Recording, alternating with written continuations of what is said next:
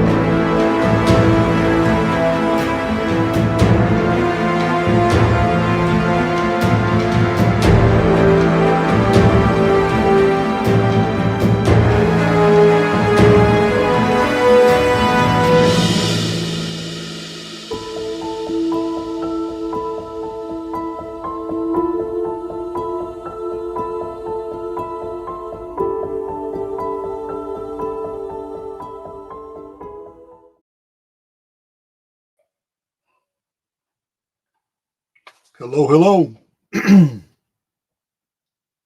Audio check real quick. Talking a little lower so my microphone would be clear.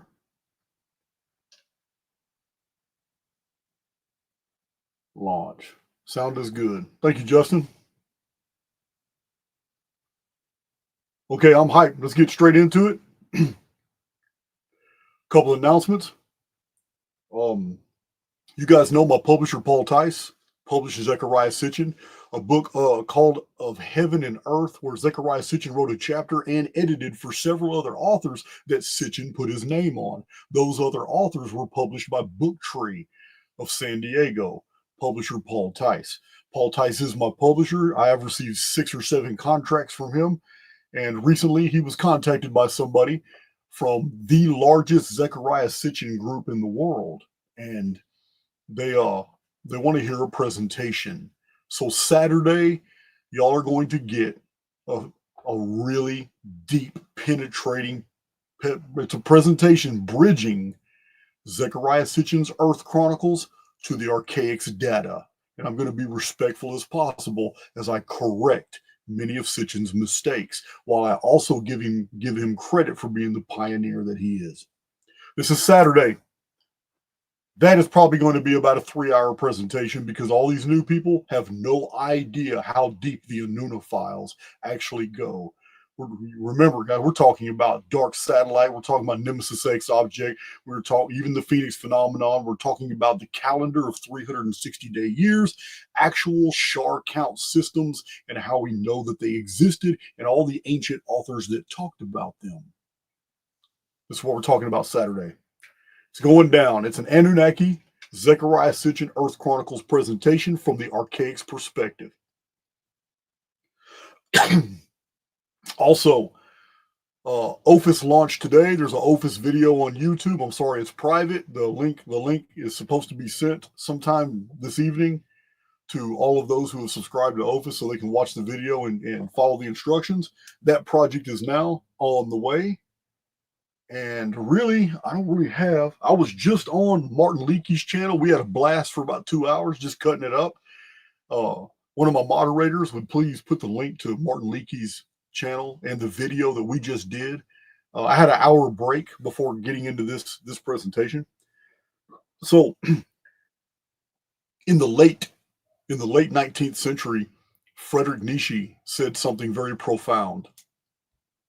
When a matter becomes clear, it ceases to concern us. The reason I'm telling you this is because 3 different people in the last 4 or 5 days have voiced their displeasure about me doing another Jesus video. They're tired of hearing about it. That's fine. You should look at it from a different perspective. This is going to be my last Jesus Christianity video for a while. I showed you 2 weeks ago a stack of 19 books I'm going to begin reading in my leisure time. When I'm done with those 19 books, I will do a series of videos, a total exegetical analysis of the entire New Testament based off all the scholarly material. But I'm not ready for that. It may be a year before I do that. So another Christianity or Jesus video is not forthcoming. This is going to be the last, and you will understand why. This is a shut book case. The data that's in this video is the exact reason why Wes Huff won't debate. It's precisely the reason why so many people pushing the Christian narrative will not meet me in a debate. This is very serious data. Now, like I said, when a matter becomes clear, it ceases to concern us. You should look at this. You should look at this as a boon. The fact that you're irritated by it means you've already got it. You got it. When a matter becomes clear, it ceases to concern us. You have already broke free of that dungeon programming. You don't have to remind me in the comments anymore of your displeasure.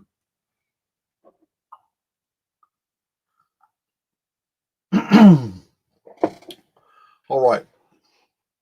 So, with all things that are brought to the table, you make up your own mind. Don't let me make it up for you, but I'm going to tell you this. If you are truly going to intellectually entertain an idea, you have to understand two fundamentals. One of them is extraordinary claims require extraordinary evidence. Yeah, my Phoenix phenomenon claim comes with hundreds of videos, 4 published books, almost 200 articles and posts, where I keep finding more and more, new data. There are thousands of people who are catching up on the Phoenix phenomenon data, and they agree. They agree. So the burden of the extraordinary claims require extraordinary evidence. You have to apply that to Christianity as well. People are often discouraged when they say, "Hey, Jason, how come you don't attack Islam? How come you don't attack Zoroastrianism? How come you don't attack Hinduism?" No. Well, I've talked about all these topics, but I haven't attacked them. Why would I? Can you name a single religion that has as many extraordinary claims as Christianity? That somebody was virgin born?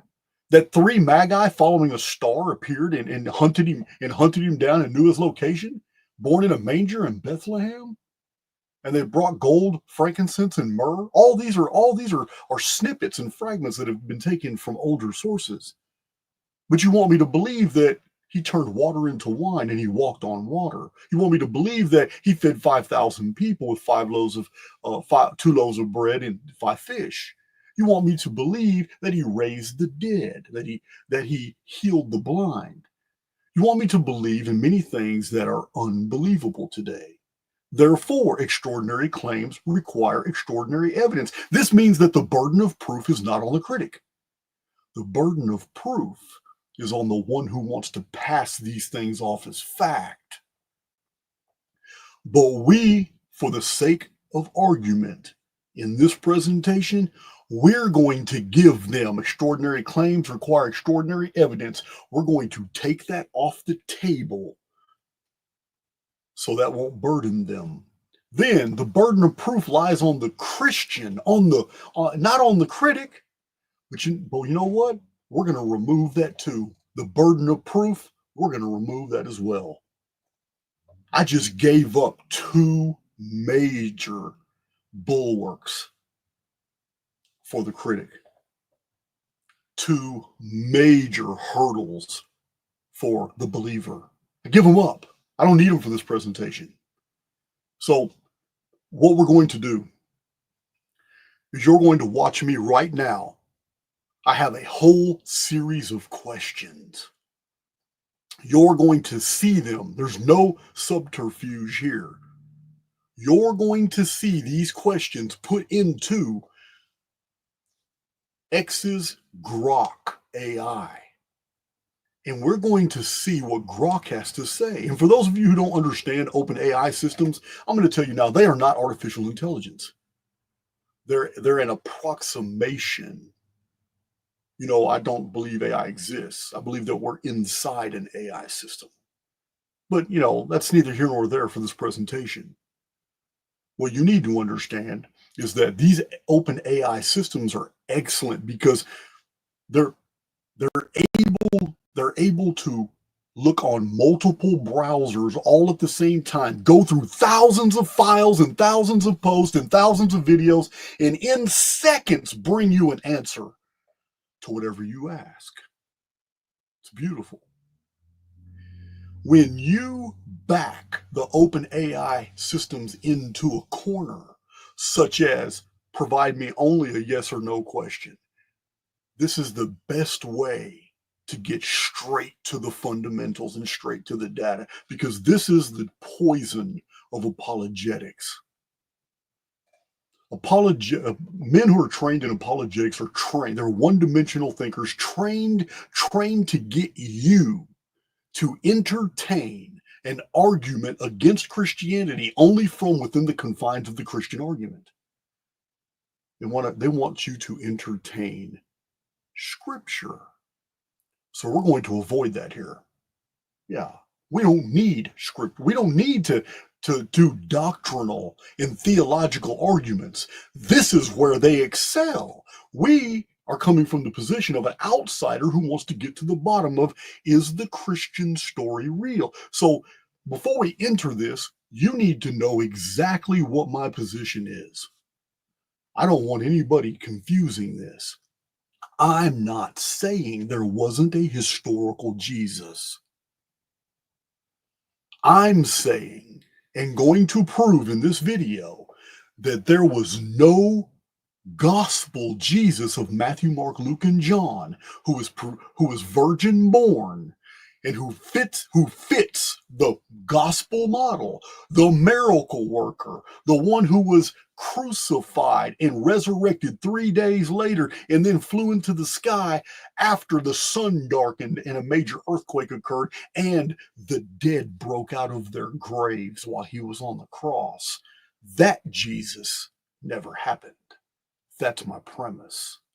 That there are examples of Jesus, a Jesus out there, has already been proven. Ralph Ellis has a really good explanation for much of the Jesus story, where it came from. The Bar Kokhba rebellion answers for us another layer of the Jesus programming, the Jesus story, and where it came from. We have fragments in the Maccabean books. We have the Gospel of Marcion, which appears to be a Greek stage play that was written in Samaritan. We have many different elements that provide us what later became the full Jesus narrative. We even have a totally different Jesus in the Gnostic Nag Hammadi library, and that's where we're going to start. That's my intro, guys. We're about to get straight into it. I totally forgot. Here's the new Baby Phoenix. Here's the new Baby Phoenix mugs right here. Nice shiny mugs. Aaron's Choice Coffee for those who want to wake up. Yeah, I got these today. I got medium roast break-free coffee. I got this one too, the Ephesian Night. What is that? Oh, that's medium dark roast. I should have guessed. That's my Ephesian Night coffee. Uh-oh. Phoenix Blend, medium roast. That's my favorite. These aren't all. I just got these 3 today. Or yeah, I actually got them yesterday. These are our new mugs. Yeah, man. You guys heard it. You guys already heard it. Don't make me sing it again. I know you guys don't like my singing. So that's my intro. Now I'm going to share my screen. You guys are going to see exactly what I see. We're going to go through some of these fast because they build a story, they show a narrative, and they peel back the layers. Because this is going to be profound. This is a video you're going to want to share with anybody who wants to defend the Jesus I described. the virgin born, walking on water, raising the dead, miracle worker, crucified with the sun darkening and earthquake and resurrecting 3 days later and then flying into the sky before 500 witnessing. That Jesus never happened. All right, let's do it. What we got? Got over 1100 in the chat. Let's do it. I'm gonna get rid of this. Remove remove that from studio. Present. Share my screen. Yeah, man. We're doing it. All right.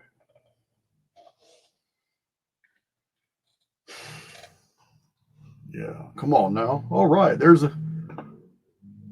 all right, we are in X.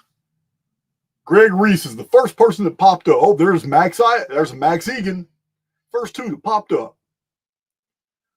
Oh, and there's Cug talking about Jesus, fact or fiction. Thank you, Cug. All right. Let's see here. Going straight to Grok. This is Grok. Meet Grok. Grok, we're going to ask you some questions. The only command I'm giving you is to keep your answers short.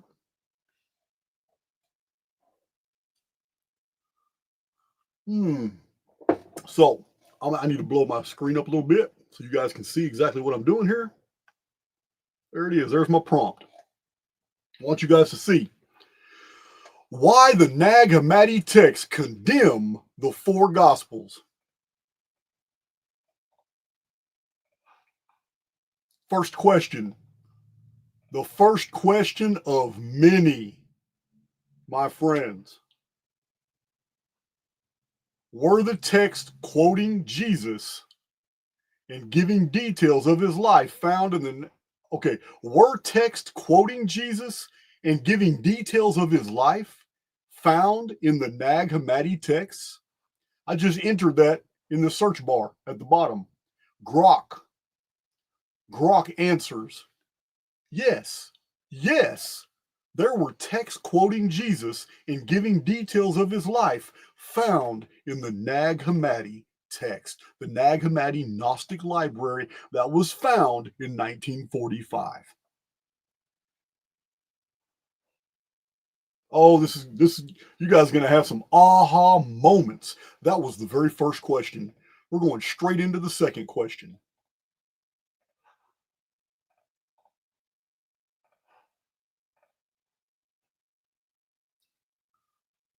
Were these quotes of Jesus and details about his life different than what we find in the four Gospels? Grok AI says yes.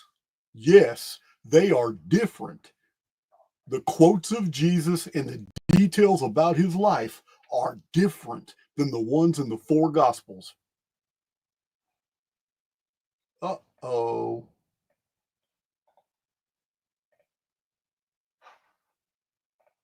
Third question. Are the Nag Hammadi texts mystical and spiritual rather than historical? Grok answered yes. They are more mystical and spiritual rather than historical.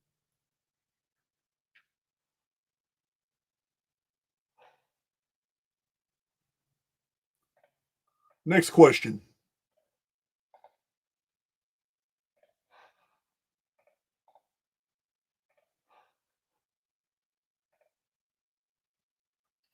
Is the crucifixion event, earthquake, sun darkening, and dead raising from their graves found in the Nag Hammadi texts? No. Grok says no. The crucifixion event, the earthquake, the sun darkening, and the dead raising from their graves is not found in the Nag Hammadi texts. Oh shit.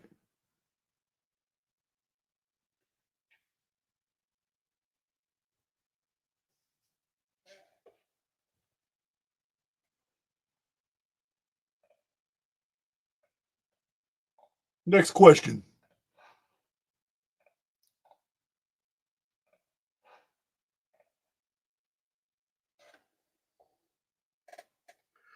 Is the Apostle Paul or Book of Acts found in the Nag Hammadi text? Grok says no. No, the Apostle Paul nor the Book of Acts is found in the Nag Hammadi text. Oh, this is going somewhere, guys.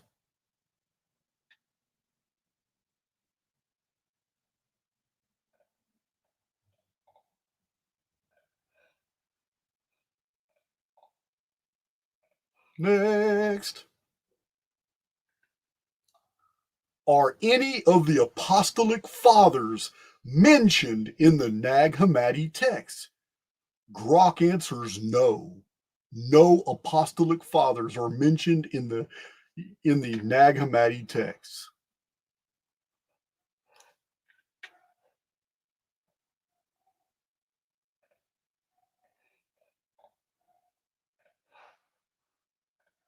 Next question. In the Nag Hammadi text, resurrection is not bodily, but mystical, referring to an awakening. Grok agrees and says yes. In the Nag Hammadi text, the resurrection is not bodily. It's a mystical resurrection, and it refers to awakening. Kind of makes you wonder why the early church went to war against the Gnostics.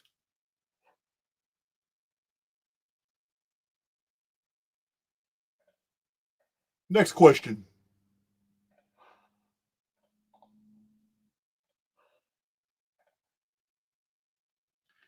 Isn't it true that there is no hellfire and eternal damnation in the Nag Hammadi? Grok says yes, it is true. There is no hellfire and there is no eternal damnation in the Nag Hammadi texts. Next question.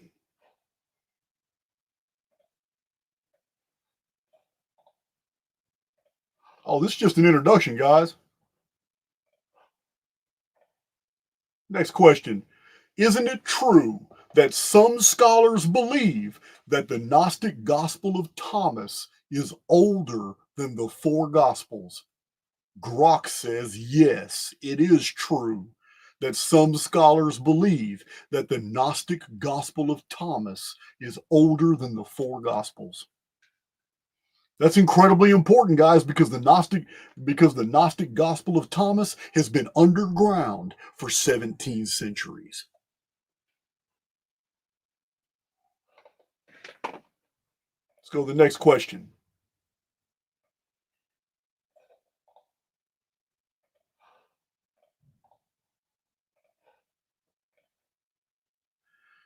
Is the crucifixion event, earthquake, sun darkening, and dead raising from their graves, found in the Gospel of Thomas? No.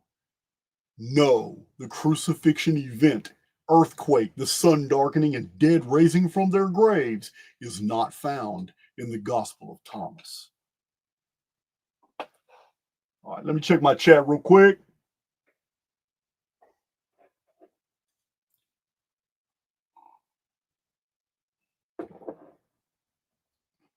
All right. Yeshua is great. Oh, yeah, man. I'm pretty sure there's triggered people today. All right.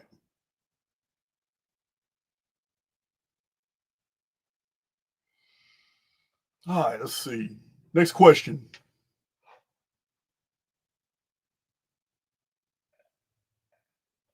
Oh, this is a Jesus question.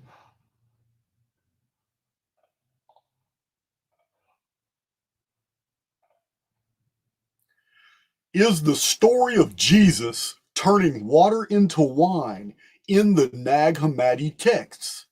Grok says no. That story is not in the Nag Hammadi texts.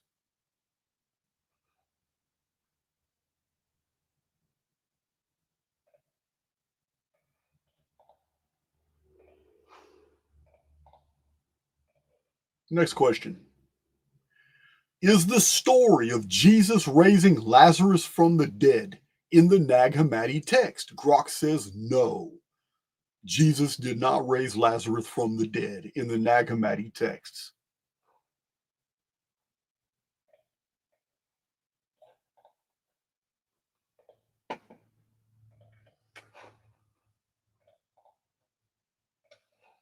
You guys know, you can easily fact check all this. Is there any mention of the Christian fathers prior to the Council of Nicaea anywhere in the Nag Hammadi texts? Grok says no. No mention of the Christian fathers who lived and wrote before the Council of Nicaea. Uh-oh.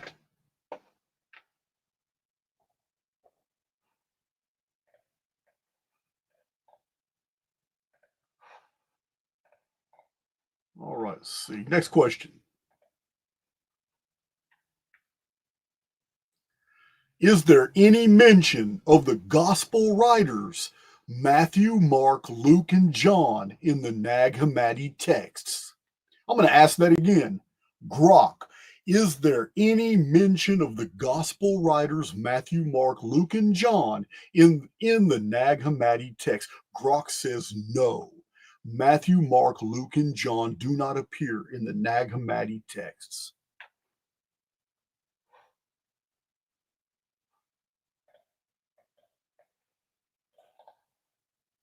Uh-oh. SpaghettiOs. Big question. Is it true that the Nag Hammadi texts do not mention Paul, the epistles, the book of Revelation, the book of Acts, the gospel writers Matthew, Mark, Luke, and John, the fathers Irenaeus, Jerome, Polycarp, Justin Martyr, and Ignatius? Yes, it's true.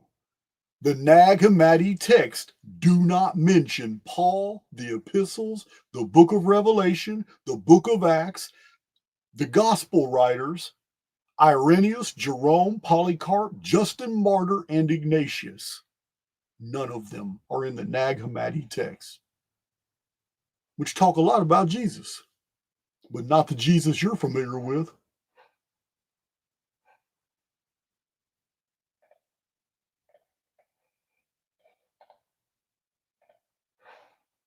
Next question. Yes or no? Is it true that the Nag Hammadi texts were buried to hide them from church persecution? Yes. Grok says yes. The Nag Hammadi texts were buried to hide them from the church. Wow. Uh-oh.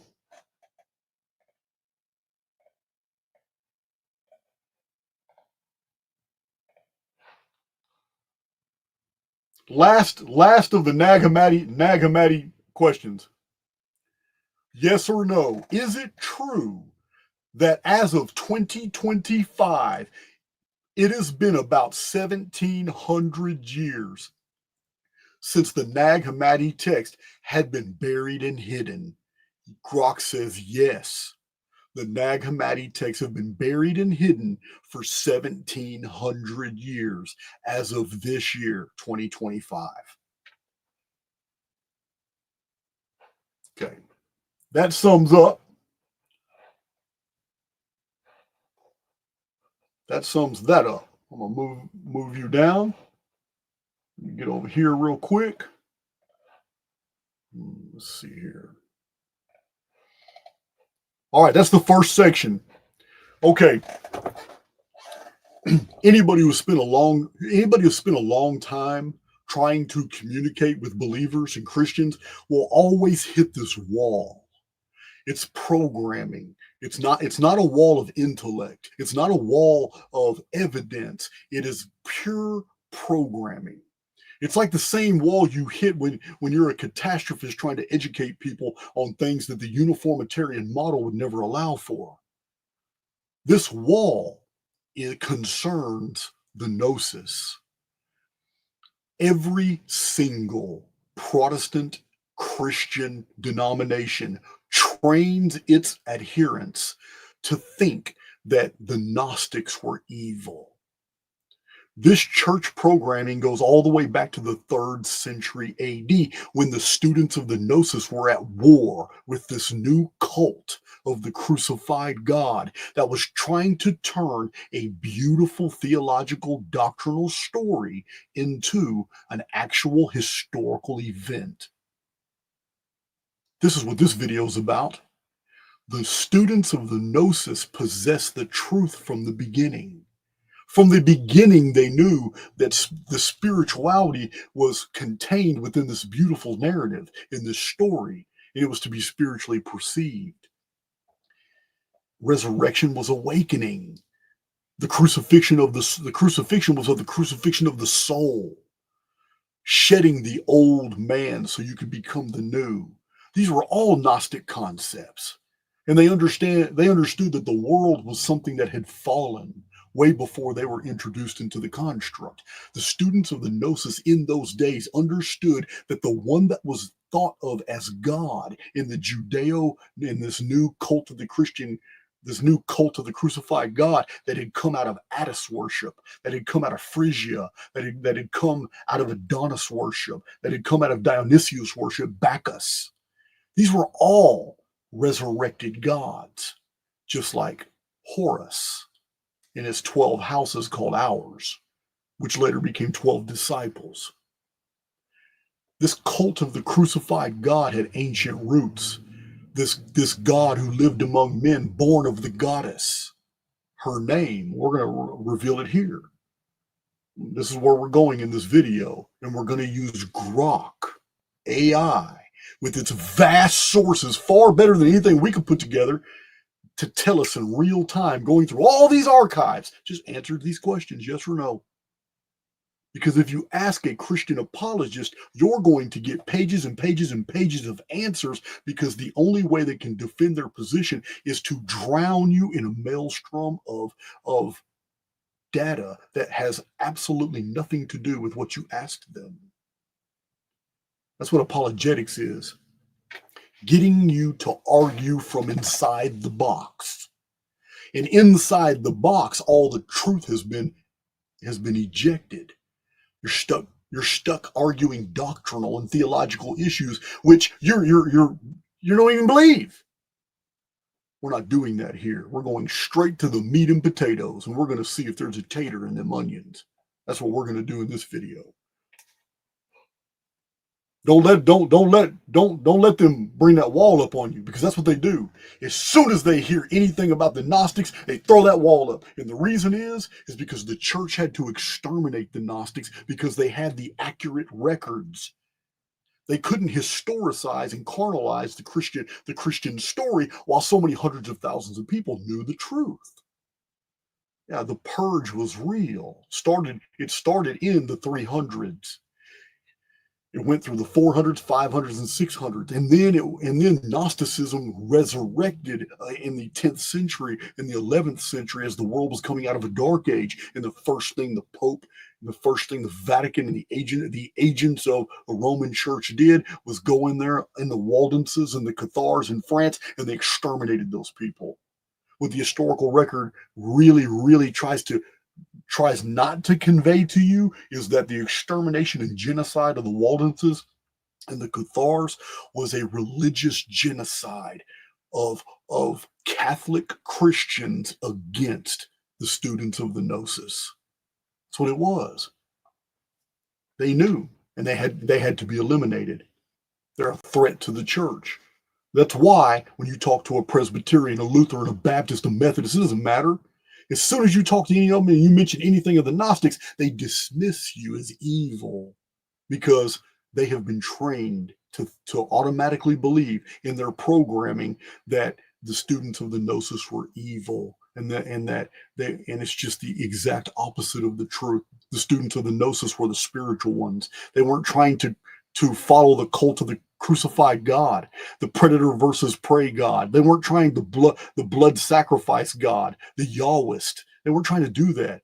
The demon that popped out of the burning bush, to the Gnostics, the world was fallen and controlled by the demiurge Yaldabaoth. This was the god of this world, and he wasn't a real god. He was subservient to the oversoul. But Yaldabaoth controlled everything inside the construct. This is the Gnostic. This is the Gnostic perspective. This is why we started with the Nag Hammadi text, to show you that there was a body of literature in 1700 years ago. There was still a body of literature that was telling the truth, that the Jesus story was spiritual and that resurrection was about awakening. But they had to bury their records because the church was closing in. That's what happens. We hear about the book burnings in the libraries, and we hear about how the church officials held down Hypatia and they flayed her alive with oyster shells. We hear about all these. The church has been genociding people who have actually known the truth for 2,000 years now. Moving to the next section.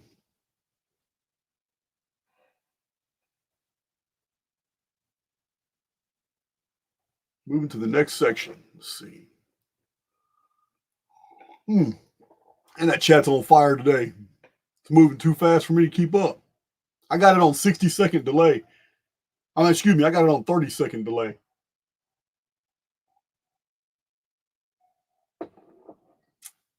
Hello, Monica Farrow. All right, we're going to the next section. Thank you, Shauna. All right, share my screen again. Add that to stage. Move you over. Bring you back up. Let's join Grok again. Let's join Grok. See what old Grok has to say. The oldest surviving Christian manuscripts do not support historical Jesus. This is section 2. This is the first question we're going to ask Grok. I'm getting straight to the heart of the matter. This is the one old Wes Huff really loves to talk about, so we're going to get right to it. We're going to go ahead and pull that rug from under his feet right now.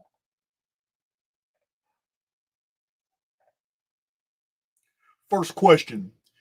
Is it true that Christianity's oldest surviving manuscript is a small fragment referred to as P52 that is said to be the Gospel of John, chapter 18, preserving only 5 verses? Yes. Grok says that the oldest Christian manuscript surviving today is a small fragment of John chapter 18, and it only has 5 verses. That's the very oldest right there. Next question. Pay attention to Grok's answers. In tandem with the questions that are asked. It tells a story.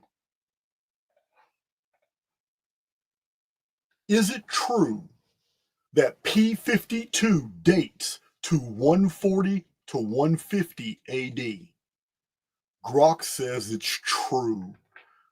That small fragment of the book of John, and the book of John is huge, but all we have is a small fragment, and that fragment is of chapter 18. It only contains 5 verses, and it does date to 140 to 150 AD. That is the earliest surviving Christian manuscript in the entire world. Next question.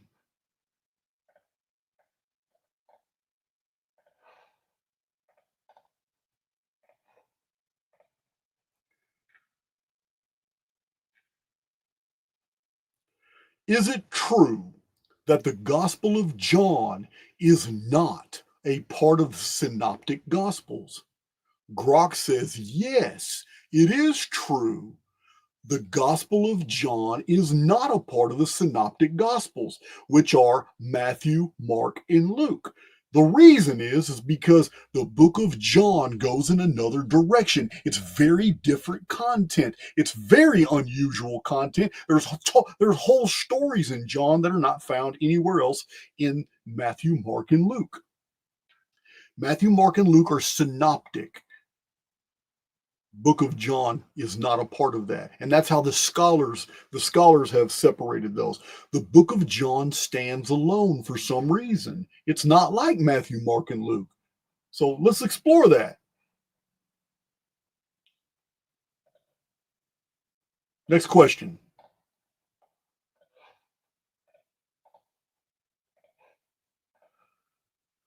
Is it true that the Gospel of John is only gospel that calls Christ the Word? Grok says yes. The Gospel of John is the only gospel that calls Christ the Word. Man. Next question.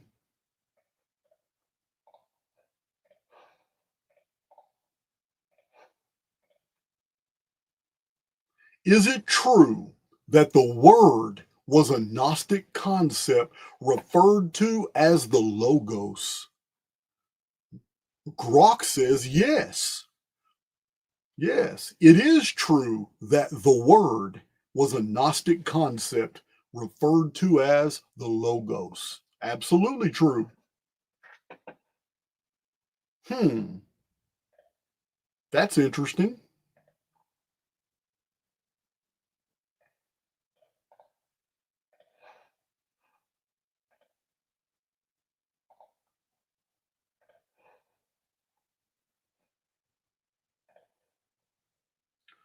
Is it true that the second oldest Christian text are referred to as P46 and date to about 175 to 225 AD and are of the epistles of Paul?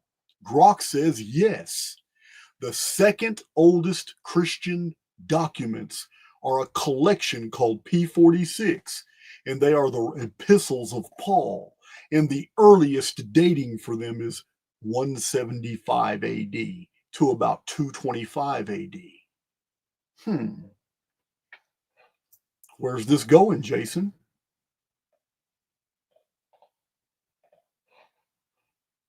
Next question. Is it true that the two oldest surviving fragments and collections of Christian records, P52 and P46, date to 150 years after the crucifixion event? Grok says yes. The oldest surviving Christian manuscripts date to 150 years after the crucifixion event.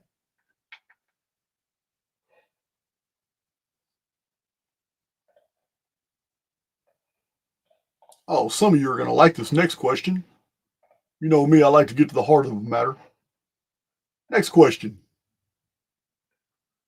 Is it true that the two oldest surviving fragments and collections of Christian records, P52 and P46, do not contain references to the earthquake, the sun darkening, and the raising and the dead raising out of their graves at the crucifixion? Grok says that's true.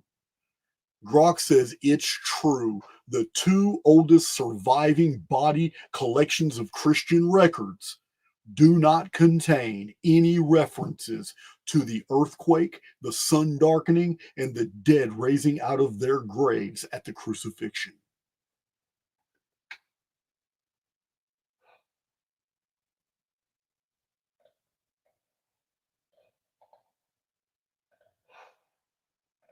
Next question. Here's a little change. Grok, how many years has it been since the Civil War? Grok answered 160. It's been 160 years since the end of the Civil War in 1865. Abraham Lincoln is shot at Ford's Theater. So here it is, 160 years later in 2025 since the end of the Civil War. So since we know that, let's ask Grok this question. Assuming arguendo that no books or documentaries have ever been recorded about the Civil War, and I published the first account of the Civil War now in 2015. What are the chances I got the details right? I don't know why Grok said no. Oh, I got to take him off that command. I'm going to have to ask him again. I still got him on the yes or no deal. He's saying no, you ain't gonna get no details right. All right, let's see. Uh,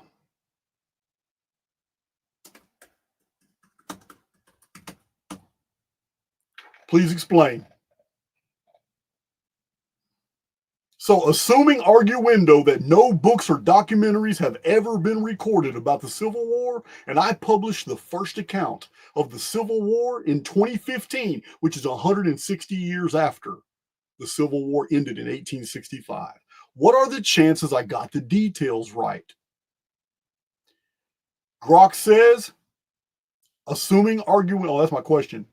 If no books, documentaries, or any other historical records or accounts of the Civil War existed, and you published the first account in 2015, the chances that you got the details right would be extremely low. Here's why. Lack of primary sources. Without letters, diaries, newspapers, official government documents, photographs, and other primary sources from the time of the Civil War, you would have no direct evidence to base your account on.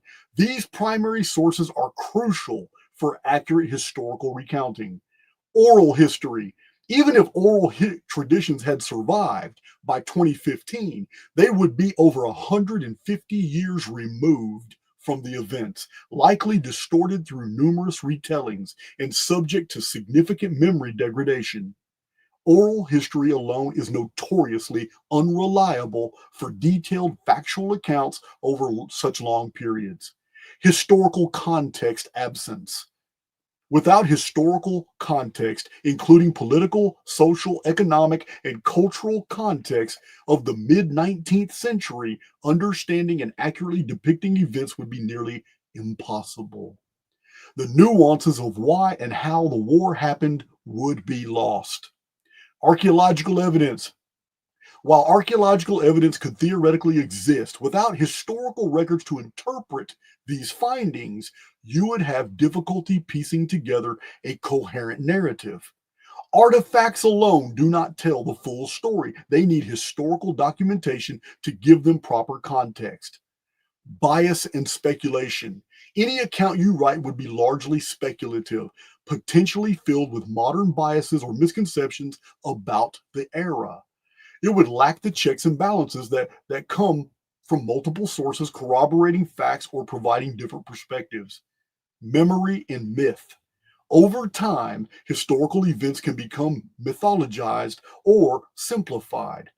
Without a broad spectrum of historical records to sift through, distinguishing fact from myth would be challenging. Therefore, while you might capture some general truths about human nature or warfare, the specifics, timelines, key figures, causes, effects, and many details of the Civil War would likely be incorrect or at least highly inaccurate without historical documentation to guide you. The absence of such an extensive body of work would mean your account would be more folklore or fiction than history. Wow. So that's all good. So, in order for Grok to be absolutely correct that in 160 years I wouldn't get any of the details right, for me to be absolutely correct that in 160 years there were no Christian records, Christian archaeology, Christian anything, then I'm going to have to show it to you. And that's what the rest of this video is about. Let's do it. Man, y'all got me wanting to sing. The best part of waking up, Archaix in your cup. Man, I know somebody's going to make a video out of that. Let's see. What am I looking for?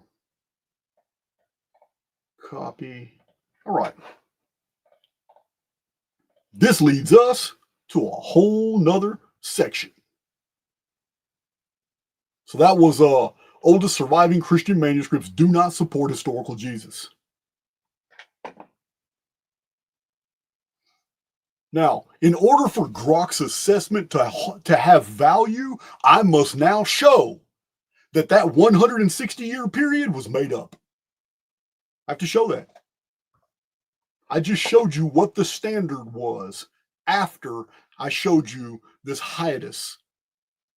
Grok, OpenAI, literally just told us that what the standard, I have to meet a standard. That standard is I got to fill that gap in with things that could have been measurable, that could have been documented, that could have recorded these events.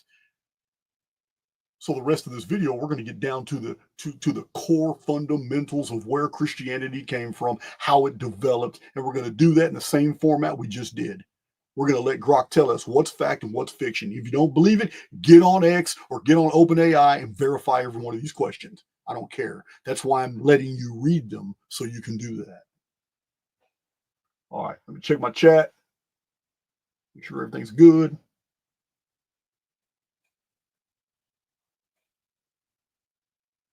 Somebody said, please don't sing. Yeah, man. You're lucky I'm in a good mood. I'll block you. Let's see. All right. Martin and I had fun earlier today. Somebody put that link in the description box. Let's get back to it. First question. This next section is called Christianity's Chief Hero after Jesus provides no evidence of Jesus' history. This is the chief hero of Christianity who emerged on the scene and wrote half of the New Testament. We're talking about the Apostle Paul, who used to be Saul of Tarsus, according to his own backstory. So let's get these questions done. First question. Did the Apostle Paul mention Jesus' virgin birth, the three magi, Star of Bethlehem, or John the Baptist? That's four different things.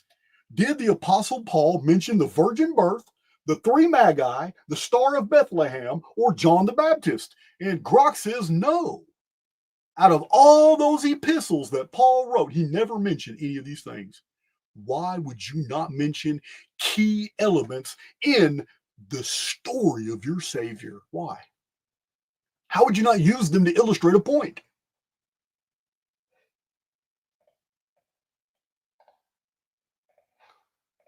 Next question.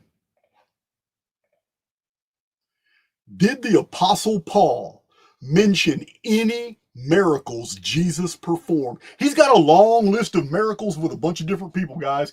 Did the Apostle Paul mention any single miracles? Grok AI says no. The Apostle Paul never mentioned any miracles. Jason's not saying that. Apostle Grok AI is.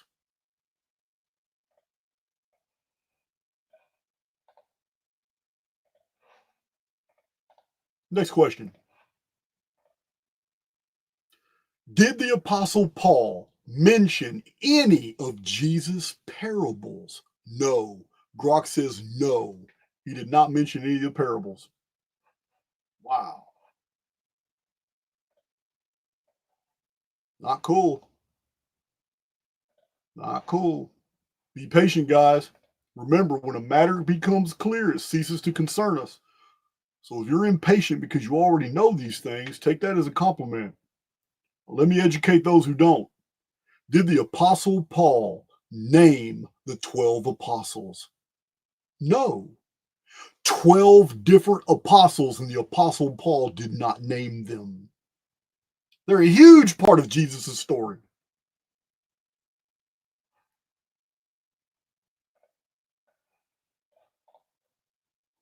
Next question.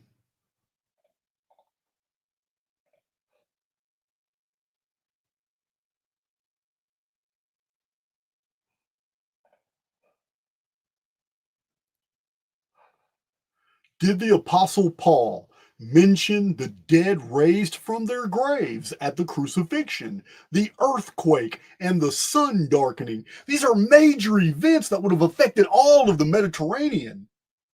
No, Paul didn't mention them, just like nobody else did. Grok says no, Paul did not mention that the dead raised from their graves at the crucifixion. He did not mention the earthquake or the sun darkening.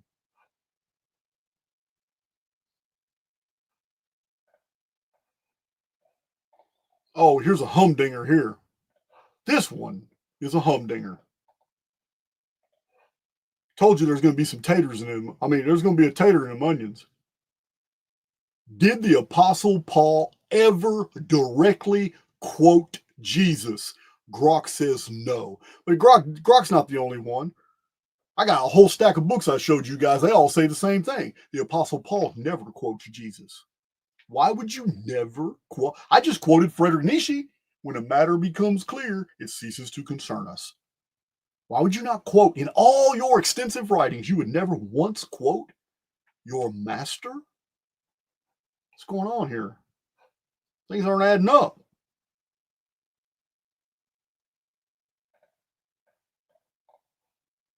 Next question.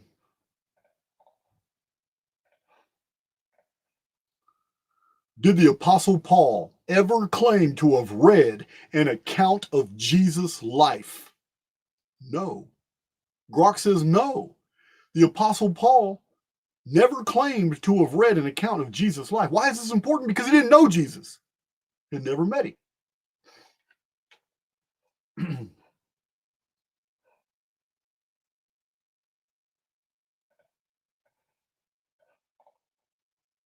Next question.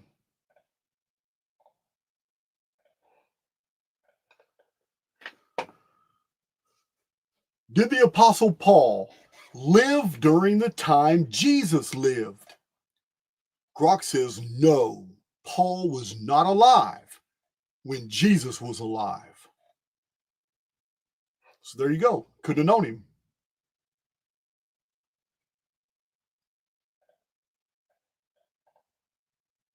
Next question.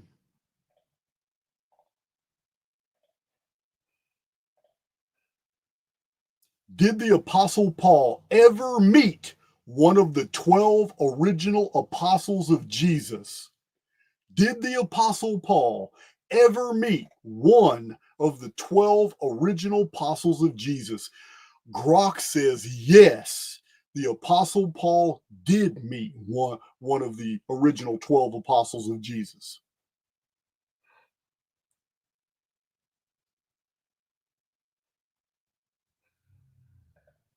That's a really interesting story, too, because Paul's sidekick is Timothy. If you don't know the story of Orpheus, also called Paulus or Apollonius, his sidekick was Timothy, and they went all over Greece to all these cities healing people. This is a Greek story way before Paul, way before the New Testament. Paul, Apollonius or Paulus and Timothy, otherwise known as Orpheus. Yeah, Paul knew. I believe Paul knew two of the 12 disciples. John's the other one, I believe. John and I can't remember which ones they were. I think I got it coming up here in a minute. Next question.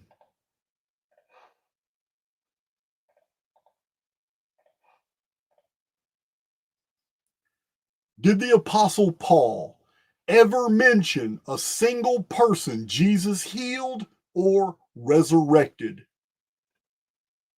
Grok says no. Paul never mentioned a single person Jesus healed or resurrected. That's a no.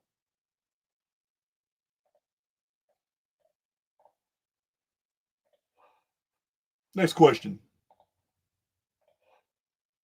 Who are you, Paul? Did the Apostle Paul ever mention Judas' betrayal or death? Grok says no.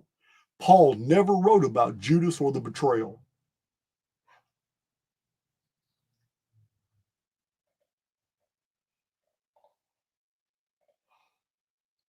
Big question here.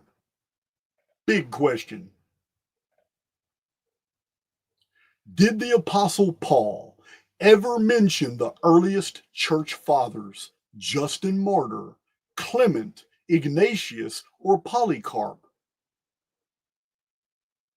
Grok says no. Paul, in his extensive writings, never once mentioned Justin Martyr, Clement, Ignatius, or Polycarp. I got activity on the backside. I got tank going off. Sorry about that, guys.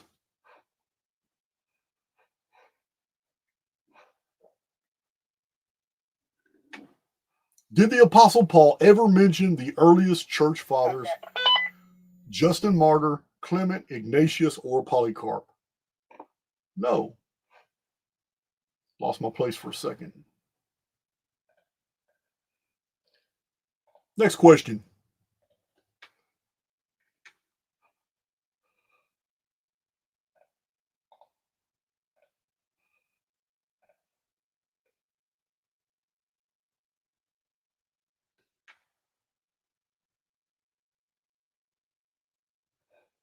Let's see. Did the Apostle Paul ever mention the book of Acts?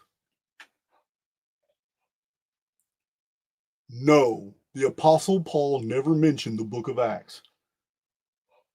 That's not so much of a big deal because it would have been written after Paul did those things. So that's really not an argument, just a data point. But then again, I wrote books. I wrote Law Scriptures of Giza 19 years ago, so I mentioned that book. I don't know, man. That's a hard one there. Copy. We'll give it to the apologists. They can have that one. Did the Apostle Paul ever mention Matthew, Mark, Luke, and John? What? Did the Apostle Paul ever mention Matthew, Mark, Luke, and John? Grok says no. The Apostle Paul in his epistles never mentioned the writers of the Gospels, Matthew, Mark, Luke, and John. Just because they had not yet written their Gospels according to the Christian narrative doesn't mean he wouldn't have known who they were or what they represented. Yeah, something's not adding up about Mr. Paul.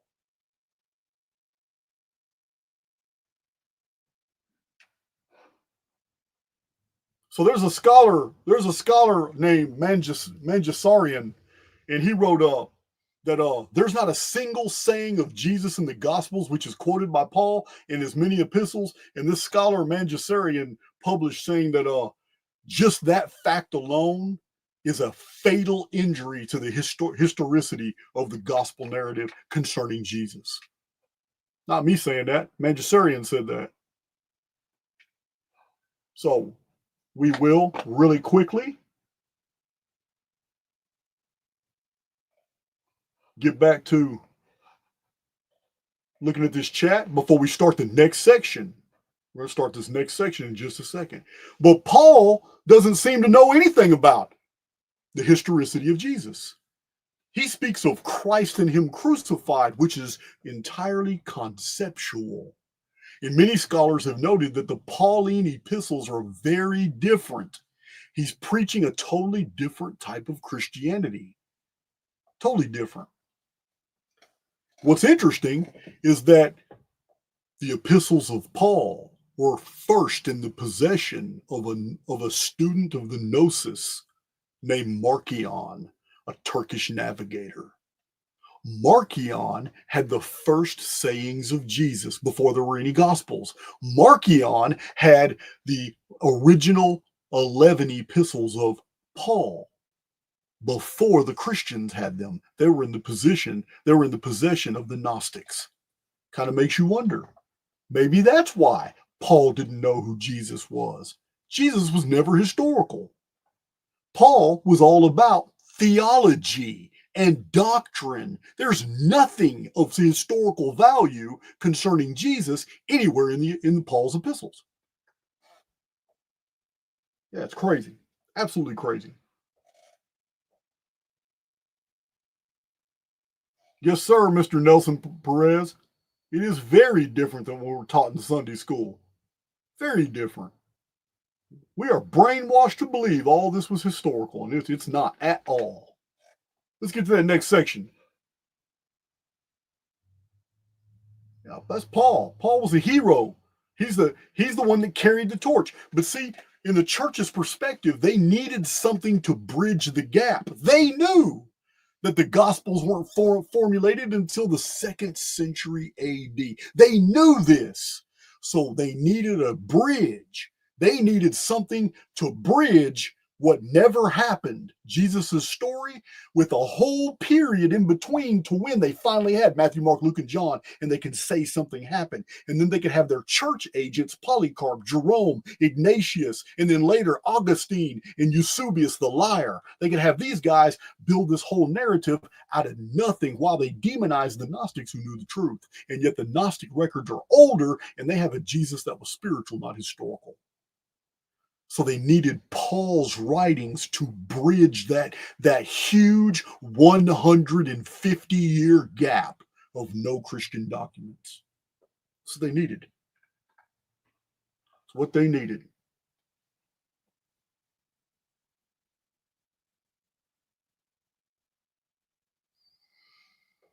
I'm not saying the words of Jesus aren't spiritual, because they are. The original sayings of Jesus is nothing but spiritual food. I say that all the time. When you open up a New Testament, the only thing you need to see is the red letter edition.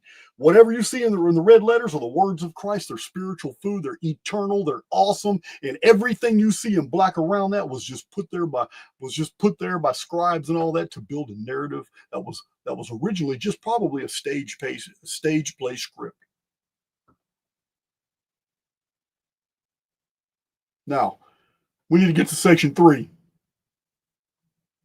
Now, I've lost friendships behind this, guys. I have literally lost friendships. People I have known for over a decade. I have lost friendships behind my Christian research. Yeah, no doubt. Yep.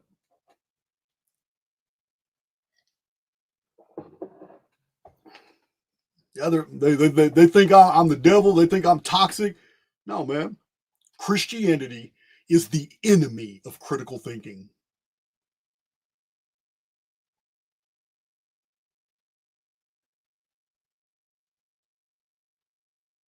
So we got this section done on Paul. Okay, that's Mangasarian there. Next section. Let's do it. Let's do it.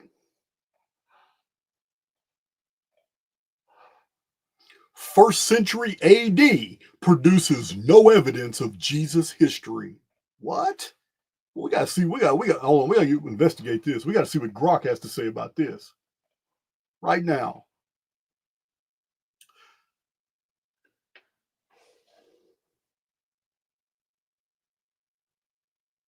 So, is there any 1st century AD Christian document that survives today? So, let's see what that is. That's what Grok says. Grok says yes. Now, we already saw that Grok said no earlier, and that P52 is the very first one. So, what is Grok? Remember what I told you guys in the description box. Grok seems to push Christianity, seems to defend it, even employ some apologetics.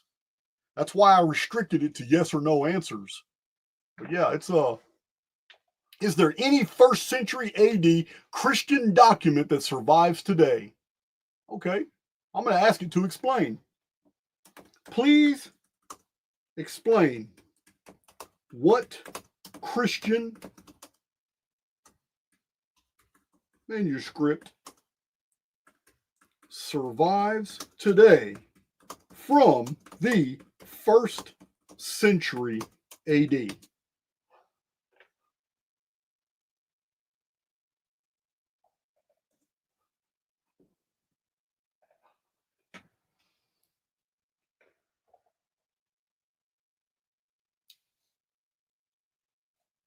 That's why you got to check. That's why you got to check Grok. He says the only Christian manuscript that might be dated to the 1st century AD with some scholarly consensus is the Rylad's Library. That's P52 that I just talked about. Also known as the St. John's Fragment. This small fragment of papyrus contains parts of the Gospel of John. Specifically, it's what I told you guys, John 18, 31 through 33, and 37 through 38. Now, the dating of P52 is debated, but some experts suggest it could be from around 125 to 150 AD, with a few arguing for a possibility of it being from the late first century around 90 to 100 AD. Yeah, I'm not buying it. I'm going to give them that argument. But there's absolutely nothing that exists that supports that. And the majority of scholarship is on board with 125 to 150 AD, which is way later. And nor does it even matter because we already looked at P52, and P52 doesn't say anything about Jesus's life, doesn't say anything about his resurrection, doesn't say anything about a crucifixion. P52 doesn't say anything that confirms the Jesus gospel miraculous flying into heaven narrative. None of that's in P52, so it doesn't even really matter. It could be just a fragment of. You guys understand? John is not a synoptic gospel. John is a part of the Gnosis. How do we know? Because it starts with the first two chapters all about Gnostic principles. In the beginning was the Word, talking about the Logos. So that is 100% a Gnostic concept. So sometimes you gotta cross-reference and you gotta check. Sometimes you gotta check Grok. Grok will try to slip it in on you, but Grok is very pro-Christian.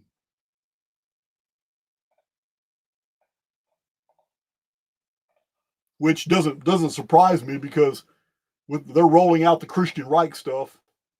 So I'm pretty sure all their open AIs are now going to be like real anti-Islamic and pro-Christian right now because that's the narrative.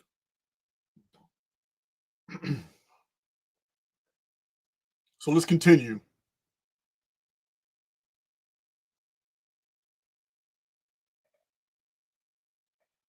Next question.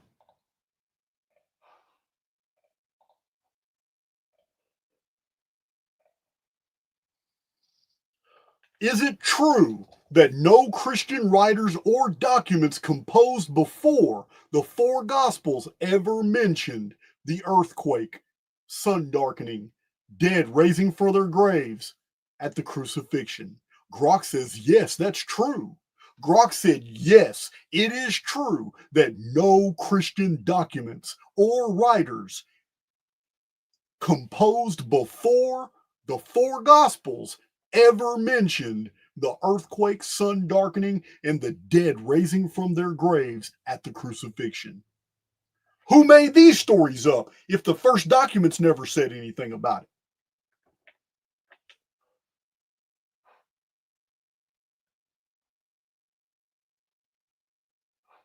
Next question.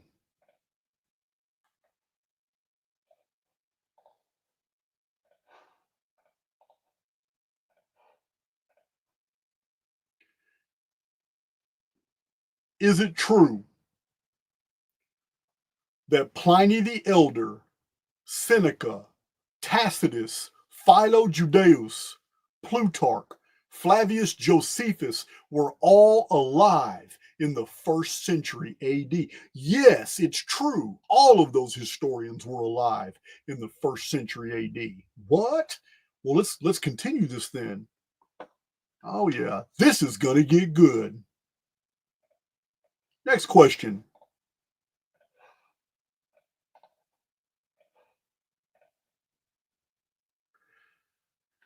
Did Pliny the Elder, Seneca, Tacitus, Philo Judaeus, Plutarch, or Flavius Josephus mention the dead raised from their graves at the crucifixion, the earthquake, and the sun darkening?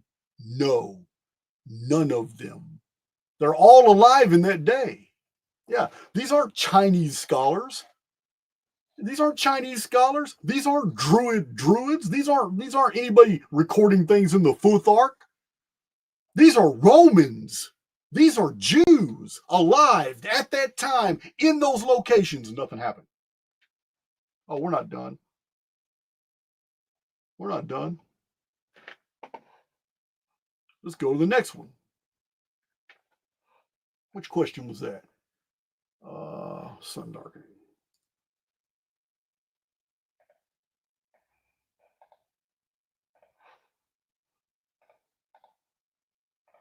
Grok said, no. Look at this. Did Pliny the Elder, Seneca, Tacitus, Philo Judaeus, Plutarch, or Flavius Josephus mention that Jesus was the Son of God who resurrected from the dead? No. Grok says no. None of them mention anything like that.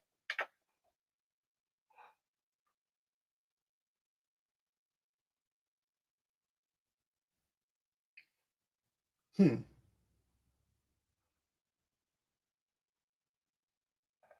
So let's go to the next one.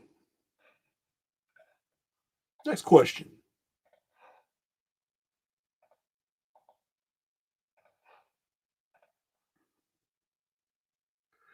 Is it true that these first century writers, Ovid, Cornelius Valerianus, Lucan, Martial, Pompilius Mela, Statius, Chaeremon, Pliny the Younger, Suetonius, did not record anything about Jesus, the Son of God, the sun darkening at crucifixion, and the earthquake in 33 AD. Grok says, yes, it is true that none of these men, Ovid, Cornelius Valerianus, Lucan, Martial, Pompilius Mela, Statius, Chaeremon, Pliny the Younger, Suetonius, none of them recorded anything about Jesus, the Son of God, an earthquake, or the sun darkening, or a crucifixion in AD 33.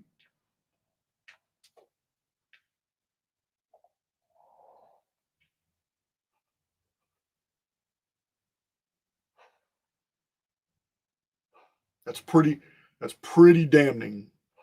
So let's move to interpolations discovered inserted into first century texts. Let's look at this. These are interpolations. Interpolations are things that later scribes add in to when they're copying manuscripts. They add in new material. They cheat. They add in new material to make it look like in ancient times something was said or documented that wasn't. It was inserted by a later scribe, and the church has been caught doing this so many times.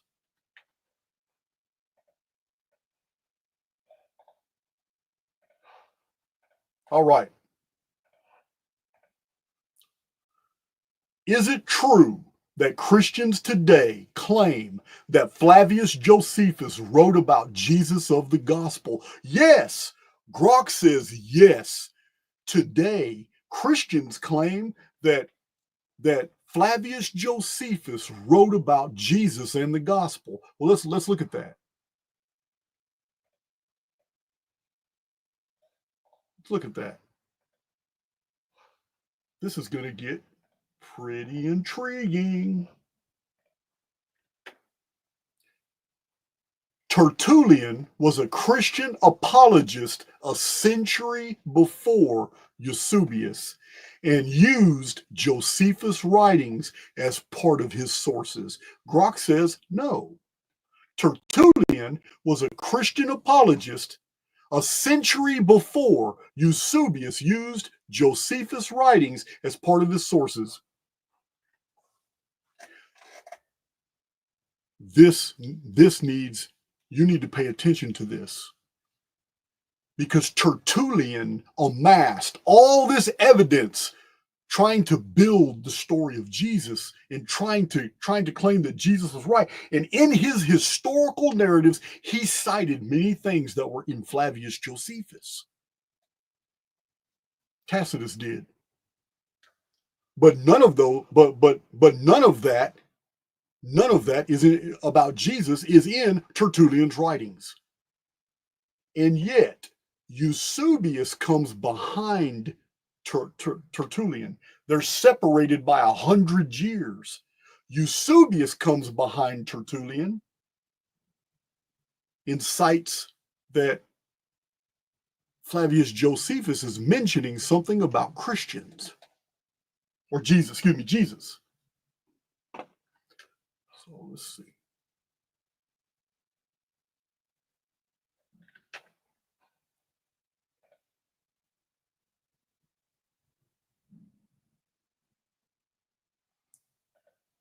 Tertullian was a Christian apologist a century before Eusebius and used Josephus' writings as part of his sources.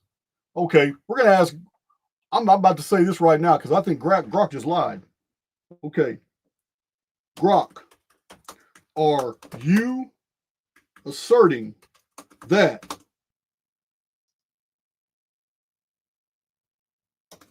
Tertullian did not use any of Josephus'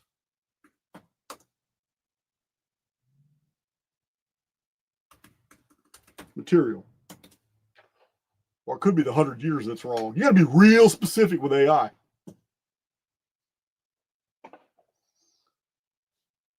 Now look, Grok, are you asserting that Tertullian did not use any of Josephus' material? No. So Tertullian did use Josephus' material. It must be the 100 years.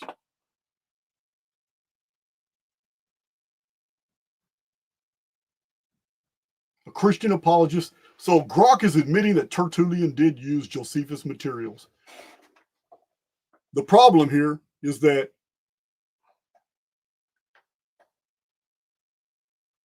I should have continued asking the question so you guys could see it. Yeah, I'm sorry. So Tertullian and Eusebius both used Josephus' materials. Tertullian's about 100 years before Eusebius. I should have went to the next question. The next question to answer everything. I didn't look far enough. Next question.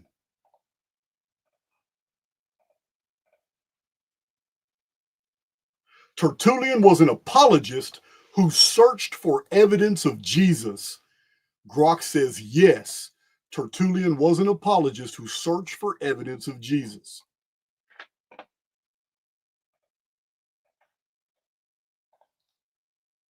Next Tertullian question.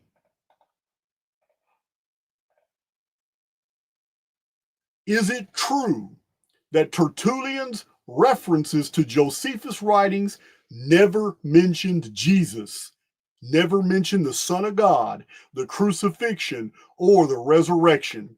Grok says, yes, that's true.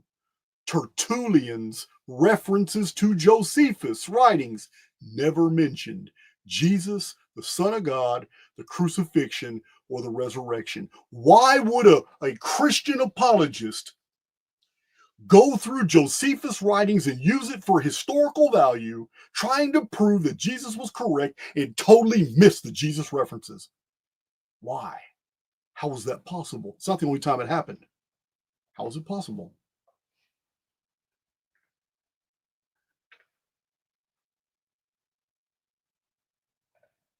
Within about 100 years, not quite 100 maybe, within 100 years after Tertullian quoted Josephus, and there's nothing in there about Jesus and Christians, Eusebius quotes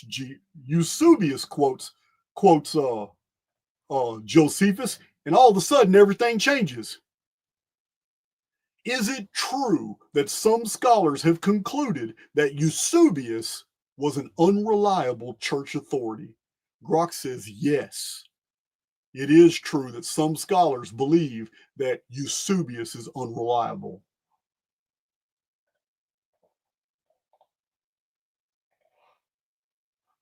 Next.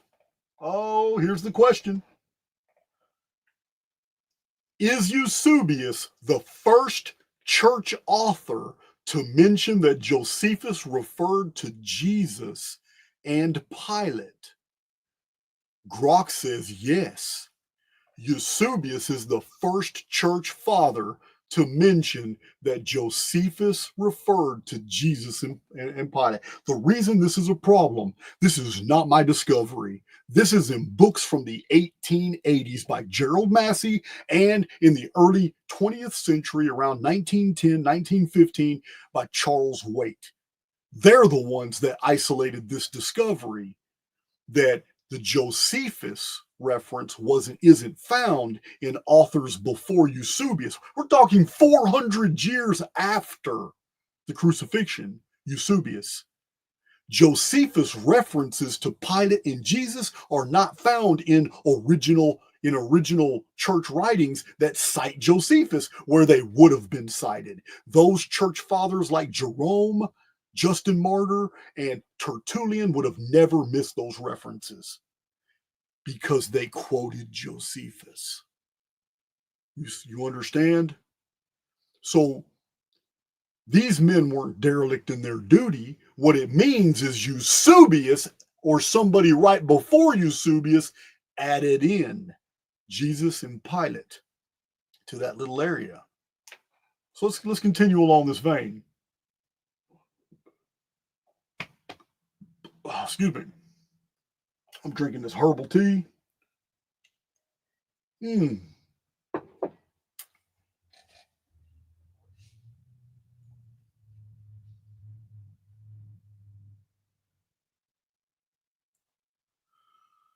All right.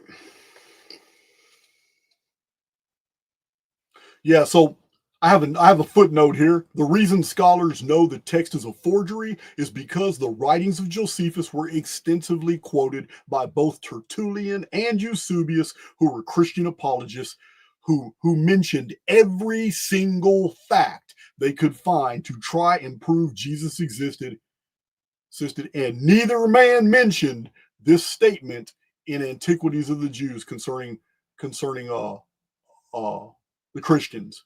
But Eusebius introduced Pilate and Jesus into the text. So even as early as the year 1776, American independence, Christian Bishop Warburton of Gloucester, Glau, looks like Gloucester in English, but it's not. Gloucester or something, wrote that in England, wrote that the interpolation in Antiquities of the Jews was, quote, a forgery and a very stupid one too, unquote. So, concerning Eusebius being unreliable, concerning Eusebius being commissioned by the church to write a history of Christianity, we need to take in consideration what Eusebius wrote.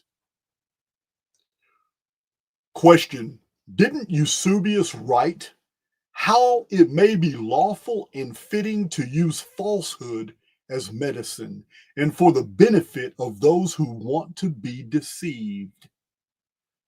That's a text that Eusebius composed. Grok says yes.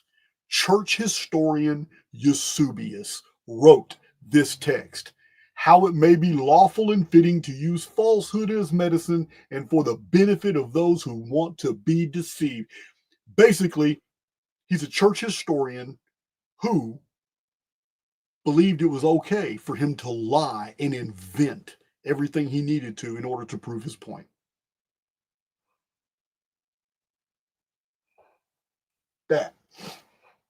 That's particularly damning. So, see what Grok says about this. Didn't Eusebius write a history of the church? Yes, the official history of the church, in fact. Grok says yes. Eusebius wrote a history of the church. Wow.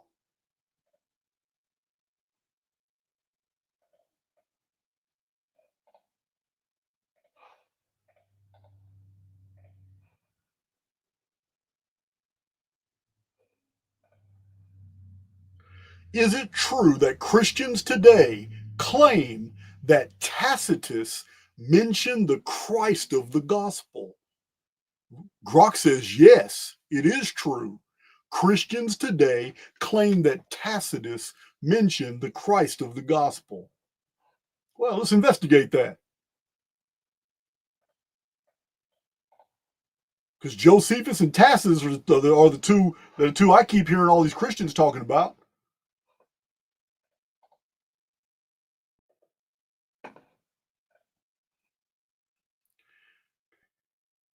Grok says it is true. No, it says yes, it is true that Tacitus was referring to Christians at the time of 64 AD. Grok says yes, yes. Tacitus was referring to Christians at the time of 64 AD. Now, before we go to the next question, I'm going to let you guys know there's a bunch of scholars who disagree with this because the term Christians and is describing a group of people the Romans were having a lot of problems with at that time. And I'm going to tell you now, it's Jews. It wasn't Christians and it wasn't Christians. In AD 64, they were having a problem with a large sect of Jews in Rome. But we'll let Grok answer these questions. I'm just giving you a little obiter dictum.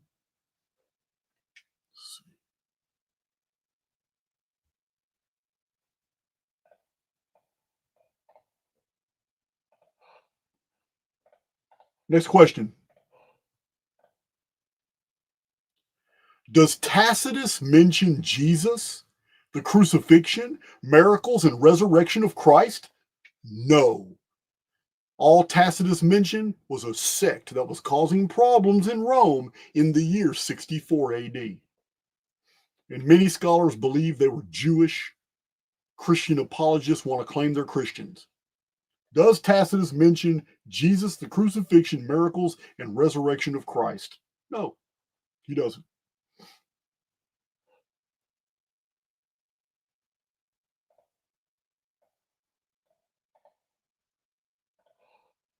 Come on, Grok, answer this one. Isn't it a fact that many of the early Gnostics considered themselves Christians? Yes. Yes, it is a fact. That's what Grok says. It's a fact.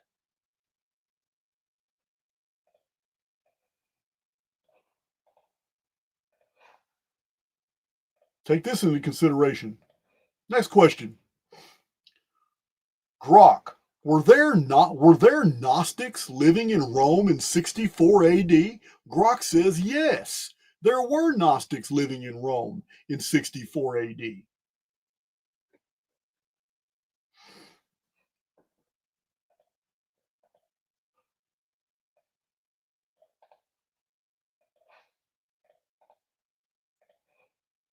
Grok, hasn't the passage in Tacitus concerning Chrestus been subject to academic scrutiny by scholars who think it's an interpolation?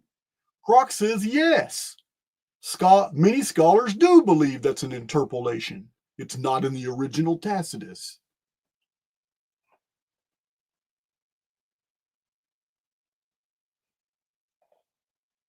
So that covers Josephus and Tacitus, the two main authorities people want to quote. But they're you have to understand how many times Josephus and Tacitus writings were copied by Christian monks over and over and over, all through the early church period, all through the council periods, all through the Dark Ages, through the Middle Ages, the Renaissance.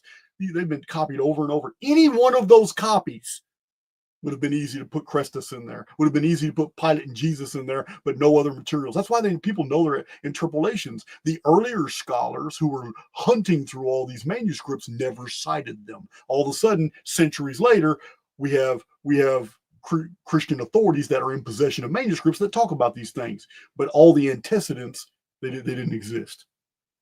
That's how you know they're interpolation. Here's a good one. Yeah, remember, something is true somewhere, probably true elsewhere, probably true everywhere.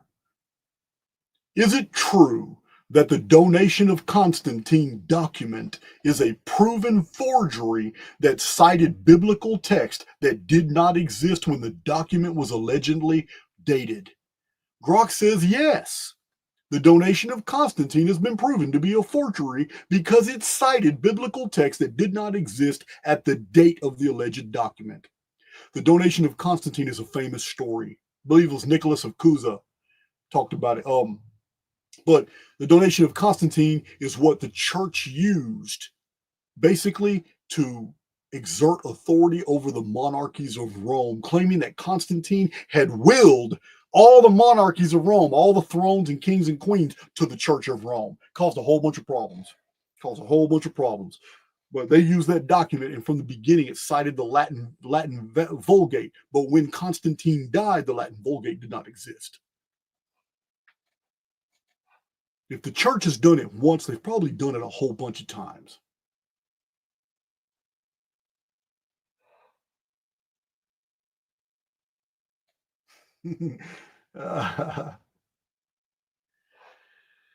Oh, let's see. Vincent Lerma, is it that bad in the chat? He said, Jason's going to read this chat later. I do. I read my chats every night. Yeah, man. Jason's going to read this chat and be what?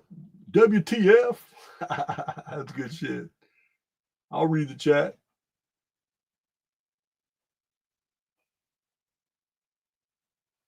All right, let's go. Let's get in. Let's get this next question in.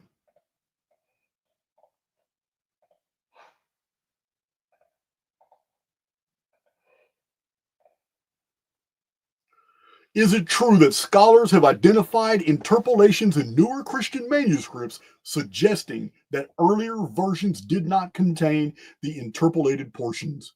Grok says yes.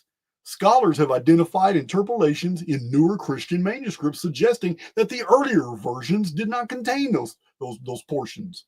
This is academia telling you this, not me. Not me. All Grok's doing is telling you what the search engines are finding. It's absolutely yes. It's crazy. Next question.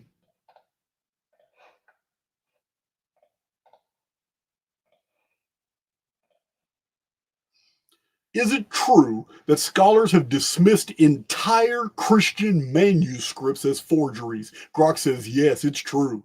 Scholars have dismissed entire Christian manuscripts as forgeries. Wow.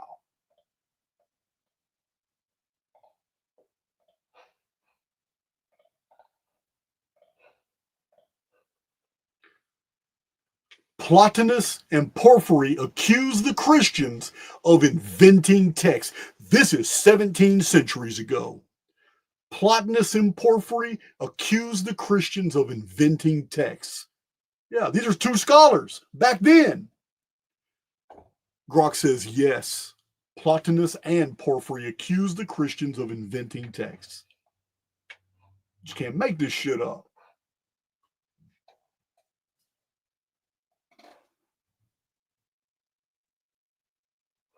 All right. Next section. The earliest church fathers provide no evidence of Jesus' history. I'm going to repeat that. The earliest church fathers do not provide any evidence that Jesus was history. Oh man, that's really bad. Yeah, that's really bad. Yeah. Oh, not one of the earliest apostolic fathers, Clement of Rome, Ignatius of Antioch, Polycarp of Smyrna, mentioned a single miracle Jesus performed. That's terrible. Not one miracle. They only wrote of Christ in his resurrection. Yeah, man. It's what is his name? I want to say Irenaeus. Irenaeus. I don't remember. He's the closest to Jesus's life. He's the closest. So let's start with a question about him. So the earliest Christian father, apostolic father, the earliest, closest to Jesus' life, admitted by the church. Did Irenaeus write that Jesus was nearly 50 years old? Yes or no? Grok's going to tell me no. Grok's a liar. Grok is a liar. Let's explore that. I told you guys you got to watch out for Grok. Let's explore that. Oh, you know what? I said almost. I should have put almost 50 years old. You got to be specific. Hold on. Okay. Are you asserting Irenaeus did not write that Jesus was almost 50 years old in his writings? Very clear. Are you asserting Irenaeus, how do you say his name, did not write that Jesus was almost 50 years old in his writings.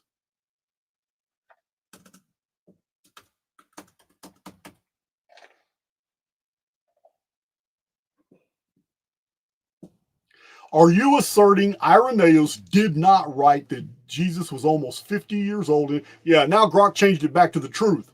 Grok's saying no, because I've read it, and Irenaeus specifically says that he was kind of pissed that others were claiming that Jesus was crucified at a young age, because he says you're robbing him of having taught in his old age, almost 50 years old, the very first Christian apostolic father. So now Grok switched it back. Are you asserting Irenaeus did not write that Jesus was almost 50 years old in his writing? Yes or no? No. Yeah, so anybody looks it up, you can find out real easy that Irenaeus. I can't say that dude's name. Whatever. But yeah, it's always been a problem for the church. There's been entire articles, hundreds of articles that have been written about this one statement, and they have tried to contort it and paint it in every type of way imaginable to make it like allegory and metaphor, and it's not. It's not. They don't like the fact, because the narrative is that Jesus died at 33. Some Freemason bullshit. But that's exactly what it is.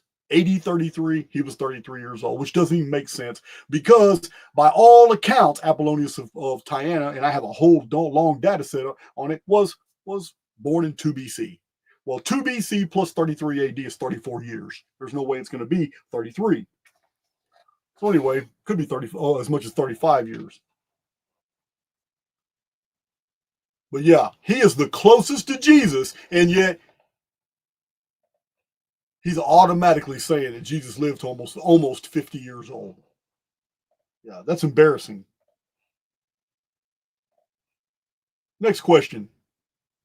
Was Justin Martyr one of the earliest Christian fathers? Yes. Grok says yes. Justin Martyr was one of the earliest Christian fathers. So I'm going to read this to you. Justin Martyr said this about Jesus.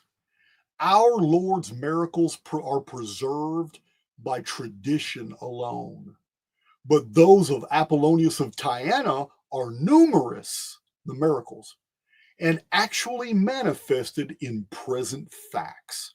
This is Justin Martyr, one of the very first. He's the second earliest Christian apostolic father. And the man is saying that there's no evidence that Jesus did any miracles, but there's a bunch of evidence that Apollonius of Tyana did. The earliest Christian father casts doubt that any miracles were performed by Jesus, while asserting that miracles had indeed been performed by Apollonius. In fact, in the year 303 AD, the proconsul of Emperor Diocletian, his name was Hierocles, he wrote a text called Philolethes, wherein he exposed the gospel of Jesus' story to actually be modeled after the life of Apollonius of Tyana, a Greek miracle worker. This is a document way back then that was asserting that the Christians were using the miracle worker narrative of Apollonius of Tyana and stamping it onto their new Christian cult of the crucified God.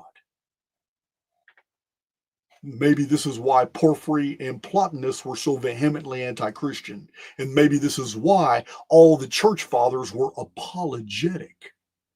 Apologetics, the origin of apologetics, comes from the fact that scholars noted of all the documents from the ancient world, only Christianity, the beginning of a religion, starts off with all its tenets being apologies. They're defensive, they're highly defensive for a reason. They were making that shit up. So origin, let me get out of here for a minute. Stop the screen.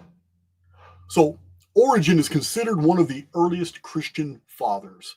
During his life, he was venerated and his teachings accepted.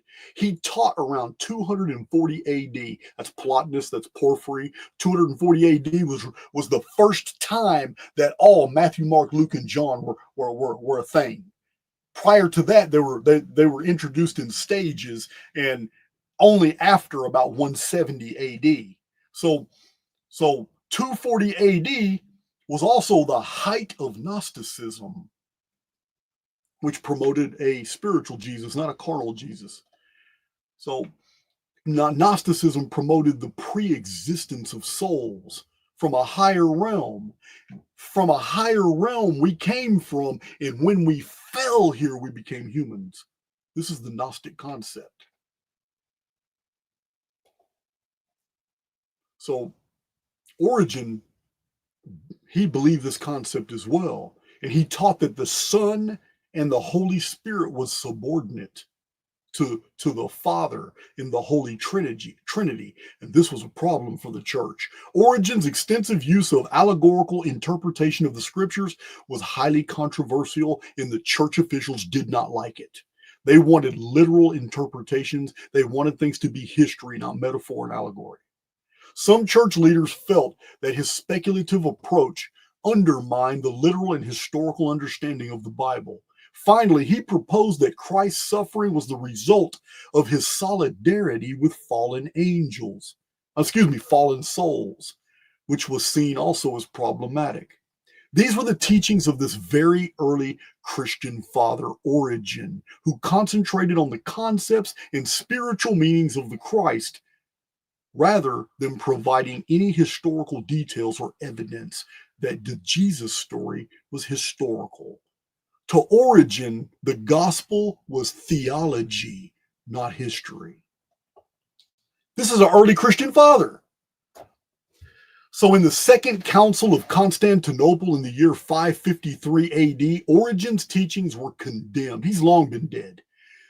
They were condemned as they undermined the new position in the church of asserting that the gospel story was actual history. Are you understanding me?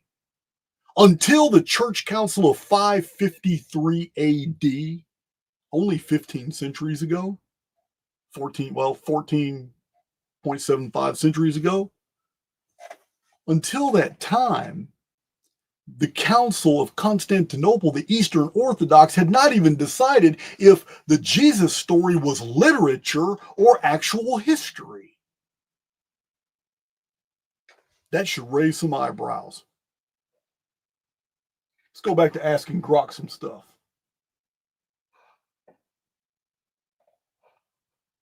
All right. Present, share. Got to get back into share screen mode. Okay, I'm sharing my screen. We're going to ask Grok something new here.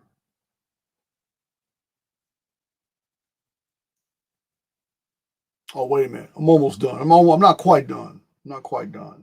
So, oh yeah, I am. Here it is. Let's go with copy. Check out what Grok's got to say here. Let's see what he says.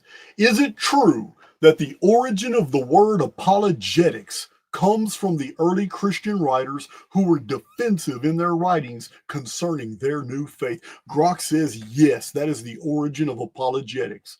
Giving an apology, giving a defense. You're not coming out strong as a witness for Christ. You're not coming out, if the Christian story was actually real, you're not coming out strong talking about, man, you're not gonna believe this, man. He raised the dead, healed the, he cured the blind, healed, cast out demons, walked on water, turned water into wine. The early church wasn't going around promoting all that. They weren't doing any of that at all. Instead, they were sitting down, writing all of these apologies, trying to find any evidence from the historical record that this stuff was real. And in doing that, they borrowed elements from real histories like Cicero, Philo Judaicus, Flavius Josephus, the writings of Suetonius and Tacitus and Tatian, and they would borrow these materials, and they would borrow things that they found in writings, Galileo's writings, and they would look at and they saw Pliny the Younger, and they would pull out, they realized, oh, Felix was a governor here, so we need to use Felix when we're talking about Paul here, but we need to use concerning the Jesus crucifixion deal. We know for a fact from these two authors here that it was oh my God, Pilate who washed his hands. So we know Pilate was the governor of Judea and Palestine at that time. We have to use him for the Jesus narrative. But we know Herod was the one in power when when Apollonius of Tyana was born in 2 BC. So let's look at this is how they put it together. They used real historical material to put a skeleton together, and that's how you do it. You always blend truth with fiction in order to pass off a lie. That's what they did. That's the birth of Christianity. That's why apologetics was necessary in order to defend a lie. The truth never has to be defended. I say that on my channel all the time. Truth never has to be defended. You just assert it. And those who are meant to hear it are going to vibrate at that frequency and they're going to accept it. Only a lie must be stringently defended. Oh, you want me to provide you real life application of that tenet that I just told you? How many channels you see going through my Phoenix phenomenon material and trying to debunk it? None. None. Truth doesn't have to be defended at all. Got to defend a lie. So let's see.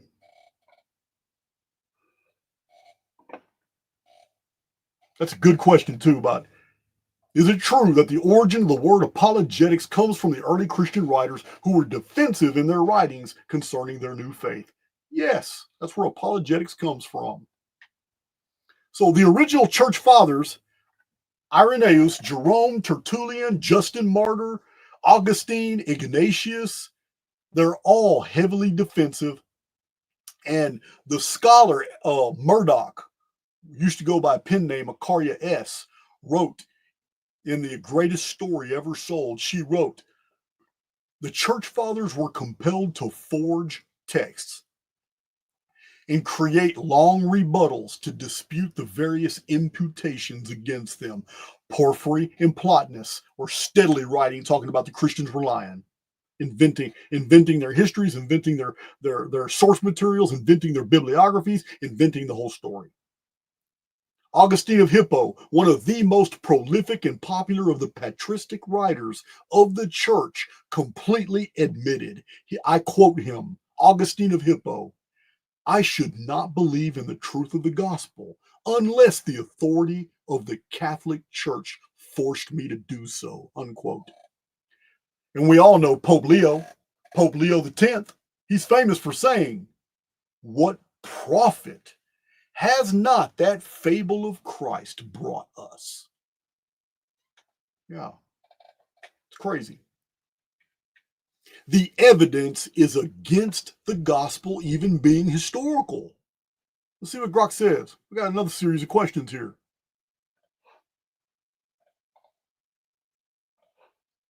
All right, question. Is it true there is no physical description of Jesus anywhere in the New Testament? Grok says, yes, that's true. That's true. There is no physical description of Jesus anywhere in the New Testament. Wow. So, Church Father Augustine of Hippo again, he wrote, I believe it was in City of God, he wrote, this is around 430 AD. This is 4 centuries after the Jesus narrative. He wrote, there was no authentic portrait of Christ, absolutely no knowledge of his appearance. That's 400 years. No murals, no paintings, no statuary that showed what Jesus looked like. 400 years is way too long for there not to be something. Now, you have to understand, this isn't from the perspective of 2025 and me looking back through history and being critical and saying, oh, guys, from the first 400 years, there's no. This is from the perspective of an authority of the church who has been commissioned to defend the integrity of the Jesus narrative, who specifically put in his own writings that for 400 years, there has been no evidence of from anywhere of what Jesus looked like. Yeah, that's pretty damning. The reason is because Jesus was literary from the beginning. All the historical details were added by the church. All right, Grok, we're going to ask you something else.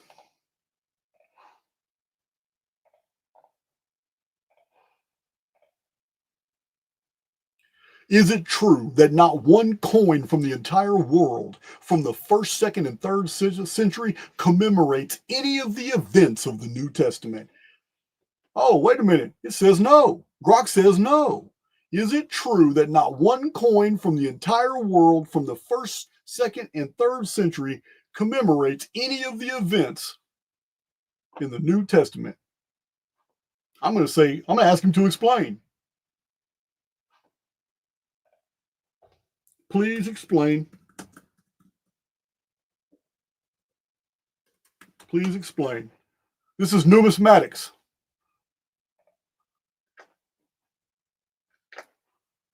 Hold on. This is what Grok started with. While it is true that there are no coins from the first, second, and third centuries that explicitly commemorate events from the New Testament in the way modern commemorative coins might, there are some coins from these centuries that are indirectly related or interpreted in connection with New Testament events or figures. All right. A coin, this Grok kind of lied, because any coins concerning Pontius Pilate are not proof of the gospel. The gospel writers, like I just said, borrowed the older historical materials in order to pass off their lie. Any coins concerning Pontius Pilate are not at all evidence. We already know Pontius Pilate is historical.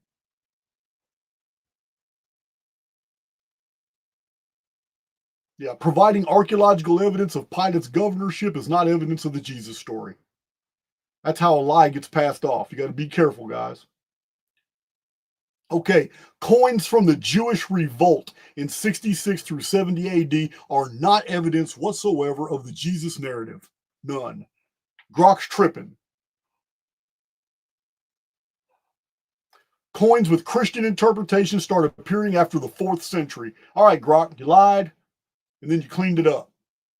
All right, so there are no coins. As I said, there are no coins from the 1st, 2nd, or 3rd century that commemorate any of the events in the New Testament.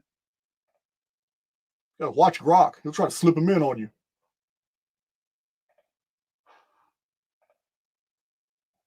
Let's see.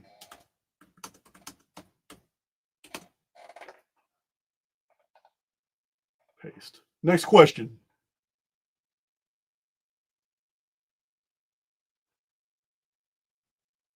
Yes or no? Is it true that of the 4 gospel writers, Mark and Luke didn't even know Jesus? Grok said, yes, that's true. Are you listening to me?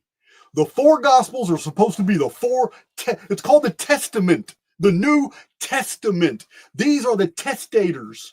This is what the church promotes. The church promotes this. These are the 4 witnesses. And 2 of them didn't even know Jesus.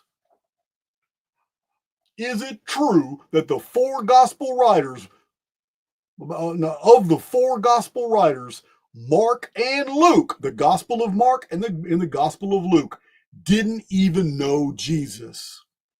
Somebody's lying. Somebody's lying. I told you there was going to be a tater in them onions. I didn't tell you how many.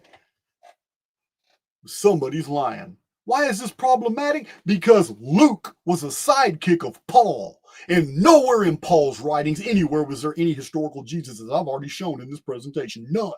And yet, his sidekick, Luke, supposedly wrote the Gospel of Luke, which had the entire narrative that Paul didn't know. Somebody's lying, or somebody just put a bunch of stuff together. It's crazy. Next question.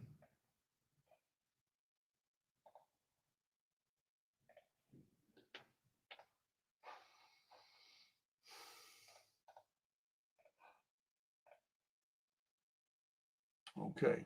Only Matthew and John knew Jesus, and their gospels are quite different from another. Grok says yes. Matthew and John were the only 2 that knew Jesus, according to the narrative, and their gospels are quite different. Remember, the Gospel of John was a Gnostic version, talk about the Logos. Thank you, Grok, for telling the truth. Next question.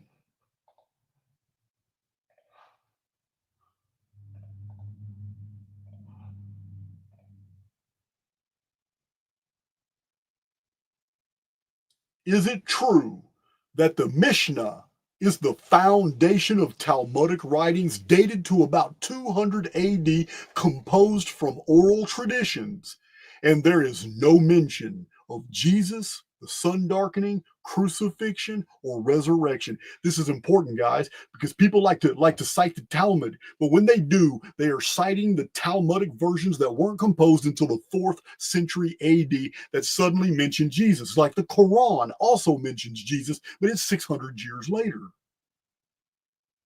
Here it is. The Mishnah is the very first of the Talmudic writings ever written, and it was written around 200 AD, and yet there's no Jewish knowledge of Jesus, sun darkening, crucifixion, or resurrection. But at 400 AD, all of a sudden the Talmudic writings are talking about Jesus, but they're besmirching him. He's not who he claimed to be, and they're not claiming. Yeah, it's totally different. Just like the Quran says he's not the Son of God.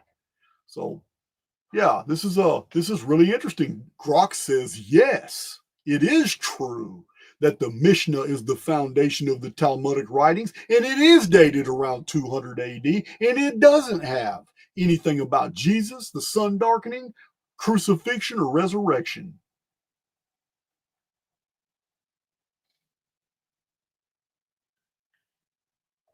Yeah, all other Talmuds, Targums, Talmuds, all that came after the Mishnah. The Mishnah is the first Talmudic text.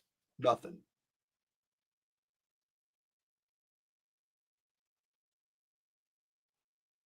Let's see. We're going to keep on going. Got another question here. Copy. Got to watch Grok, man. Grok. That's twice now Grok slipped one in on me. Slip me a Mickey. Is it true that the phrase "the second coming of Christ" is found nowhere in Scripture? Here's a. You know what? I just predicted this. I just predicted this. He was going to slip me a Mickey. Is it true that the phrase "the second coming of Christ" is found nowhere in Scripture? No. Okay, check this out. Are you asserting that the phrase "second coming of Christ" is found in Scripture?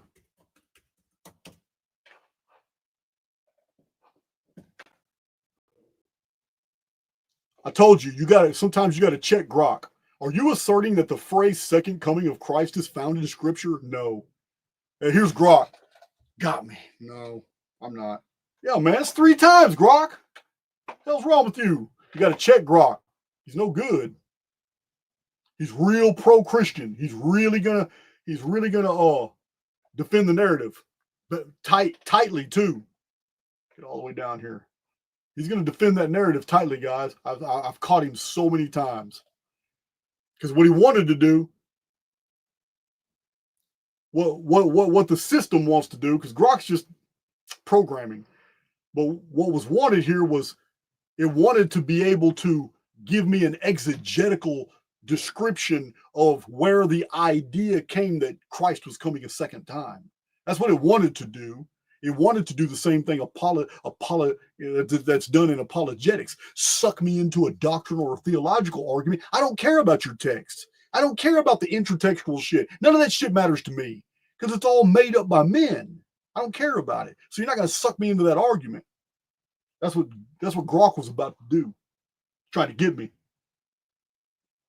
Trying to get me to look at a bunch of links and all kinds of things that are showing me the concept of the second coming of Christ, which is absolutely paramount to the Christian faith. But the truth of the matter is the second coming of Christ is not found in Scripture. The reason it's not found in Scripture is because there's always been one coming. It's the return of the chief cornerstone, a Gnostic concept. Yeah, and the chief of the corner. That's 2106 AD. I've told you guys, it's the year 6000 Anno Mundi. It is the year 7344 Anno Ner. And we still got a ways to go before we get to that. But it's the only coming, because the first coming was bullshit. It never happened. It's a fiction. There's never a second coming. It's the only coming.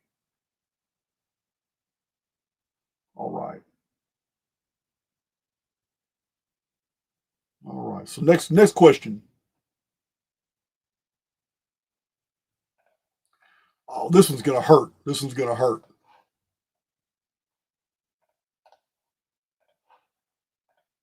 Question: Was the Book of Revelation composed after the fall of Jerusalem in AD 70? Grok says yes. The Book of Revelation was composed after the fall of Jerusalem. Why is this important? Because there's a whole school of thought out there trying to say that AD 70, fall of Jerusalem, was the fulfillment of all Bible prophecy, and it's all been over since then. Yeah, where'd you get that? Where'd you get that idea from? Where'd you get that idea from? Jerusalem fell in 585 BC when the Babylonians took it. It fell in 537 BC when the Persians took it. It fell in 930, not 931, but 967, I believe, when Pharaoh Seshonk sacked the temple. So what about AD 135? What about 167 BC when Antiochus Epiphanes took the temple and sacrificed a pig on the altar? It was the abomination. They called it the abomination of desolation. It is an abomination that makes desolate the temple. Yeah. So AD 70. Why are all these people stuck on AD 70 when Jerusalem was destroyed? It wasn't destroyed that bad because 65 years later, it was destroyed even worse. So bad that they're still fighting for it in Palestine right now. And they got Trump helping them. Yeah. 135, Bar Kokhba rebellion. That's Jerusalem was destroyed the second time. How come the prophecies didn't talk about that one? I don't know where this idea came from that the book of Revelation was already fulfilled. All the prophecies were fulfilled back then. Book of Revelation wasn't even written until after the fall of Jerusalem.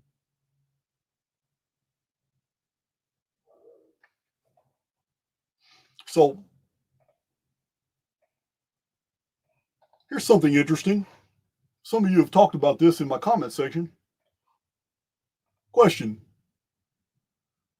Isn't it a contradiction that Matthew chapter 27, 3 through 10 has Judas hang himself, but in the book of Acts chapter 118, Judas bought a field with his silver reward and fell headlong into the field, and all his bowels gushed out? Well, if it was two different things that Judas experienced, that would be one thing. But this is two different ways that Judas died, mentioned in two different books of the New Testament, and they're completely contradictory. Grok says, yes, that's a contradiction. Thank you, Grok. Thank you, Grok. So, after 325 AD, Council of Nicaea, in the year 333 AD, I didn't make that up, guys. The pilgrimage of the Holy Land by the Bordeaux Pilgrim was composed. It is the first mention of pilgrimages to Palestine in Christian history. This is 300 years after the events of Jesus' life, with not a single reference before of anyone and any writer visiting the places of Jesus' life and where Jesus performed his miracles, the pool of Bethesda, where Jesus was born, Jesus traveled. Nothing. Nothing. That's unusual. For 300 years, no one thought it would be an awesome pilgrimage to go to these places where Jesus. The reason is because you don't visit places that are of literary value. You don't go visit a city because you like the movie Hollywood filmed it in. Just ridiculous. Of course there were no places of pilgrimage. Augustine of Hippo wrote, "That which is known as the Christian religion existed among the ancients and never did not exist from the beginning of the human race." How do we know that? Because the Gnosis carried the earliest Christian elements, and the Gnosis came straight out of the mystery schools. The mystery schools where the cult of the crucified God was strongest. And the students of the Gnosis were those who were spiritual and left that type of religion and stuck to the spiritual tenets.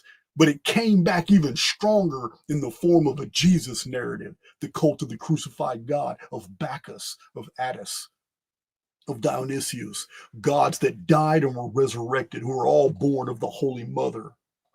Let's get to that one. That's a really good one there. Let's ask Grok that question. Copy. Here's a new question. Isn't it true that the virgin who gave birth to the divine child is depicted in ancient Egyptian texts and other historic faiths? And they called her Mara, Mary, Mira, Mary, Maya, Maya, and Mary. All different spellings saying the same name. Grok says, yes, it is true that the divine child is depicted in ancient Egyptian texts and other historic faiths and was born of the Virgin, and her name was Mary. This is way before Christianity, guys. Grok says, yes, it's true. Maria. Maria, Maria, ¿quién es tu esposa? Esposo. Es Joseph. ¿Cómo se dice Joseph en español? Joseph. Joseph. Jesus is Jesus. Jesus, Jesus. ¿Quién es tu madre? Okay, we got that one done. All right, next question. Last question of this section. Oh, we're moving right along. Last question of this section.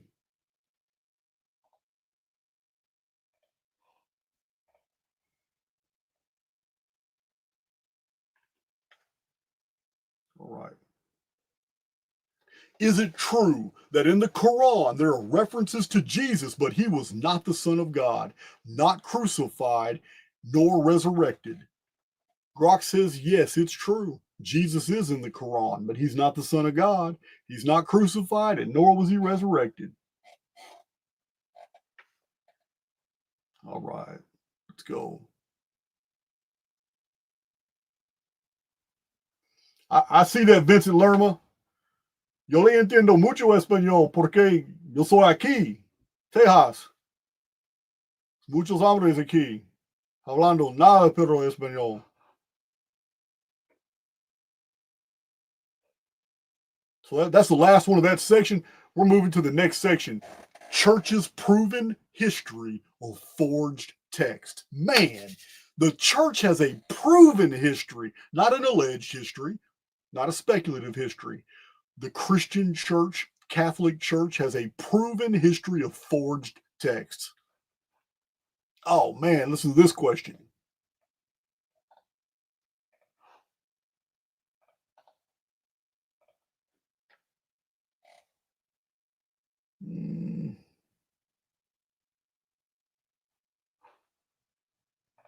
Question. Is it true that there were prior to 325 AD hundreds of Christian manuscripts, epistles, and gospels that were not included in the New Testament? Grok says, yes, it's true. There were hundreds of texts, epistles, and gospels before 325 AD Council of Nicaea that were omitted from consideration of being in the canon. That's hundreds of texts, guys, that you haven't seen. Maybe thousands. Thank you, Grok.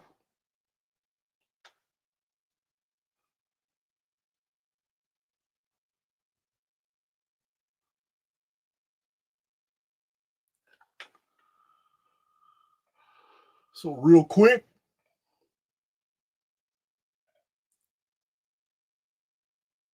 I want to show you right here.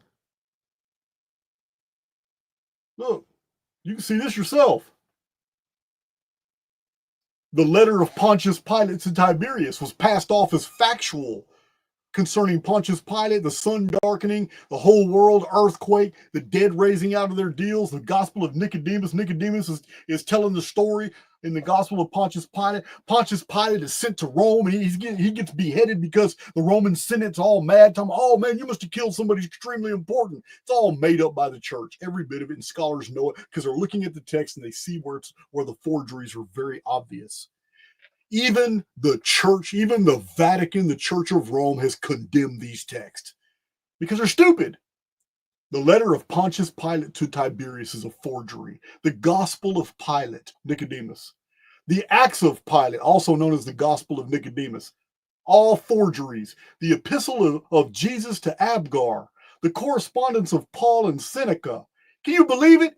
Some Christian monk actually thought to invent a dialogue between Seneca and Paul, and probably decided to do it hundreds of years later and got a bunch of the cities, rivers, a bunch of anachronisms. Got it all wrong. The Apocalypse of Peter, the Acts of Paul and Thecla, the Gospel of Thomas, the infancy Gospel of Thomas, the Acts of Andrew. These are just a few, guys. These are just a few. Yeah, it gets insane.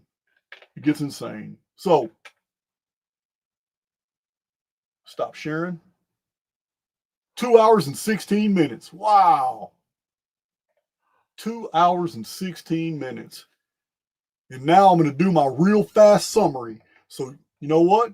You can just listen to this summary because this is exactly what we just went through in this video. In this one presentation, we have learned the following items. The Nag Hammadi texts do not support the gospel narrative. The Apostle Paul, author of the epistles, did not know a historical Jesus.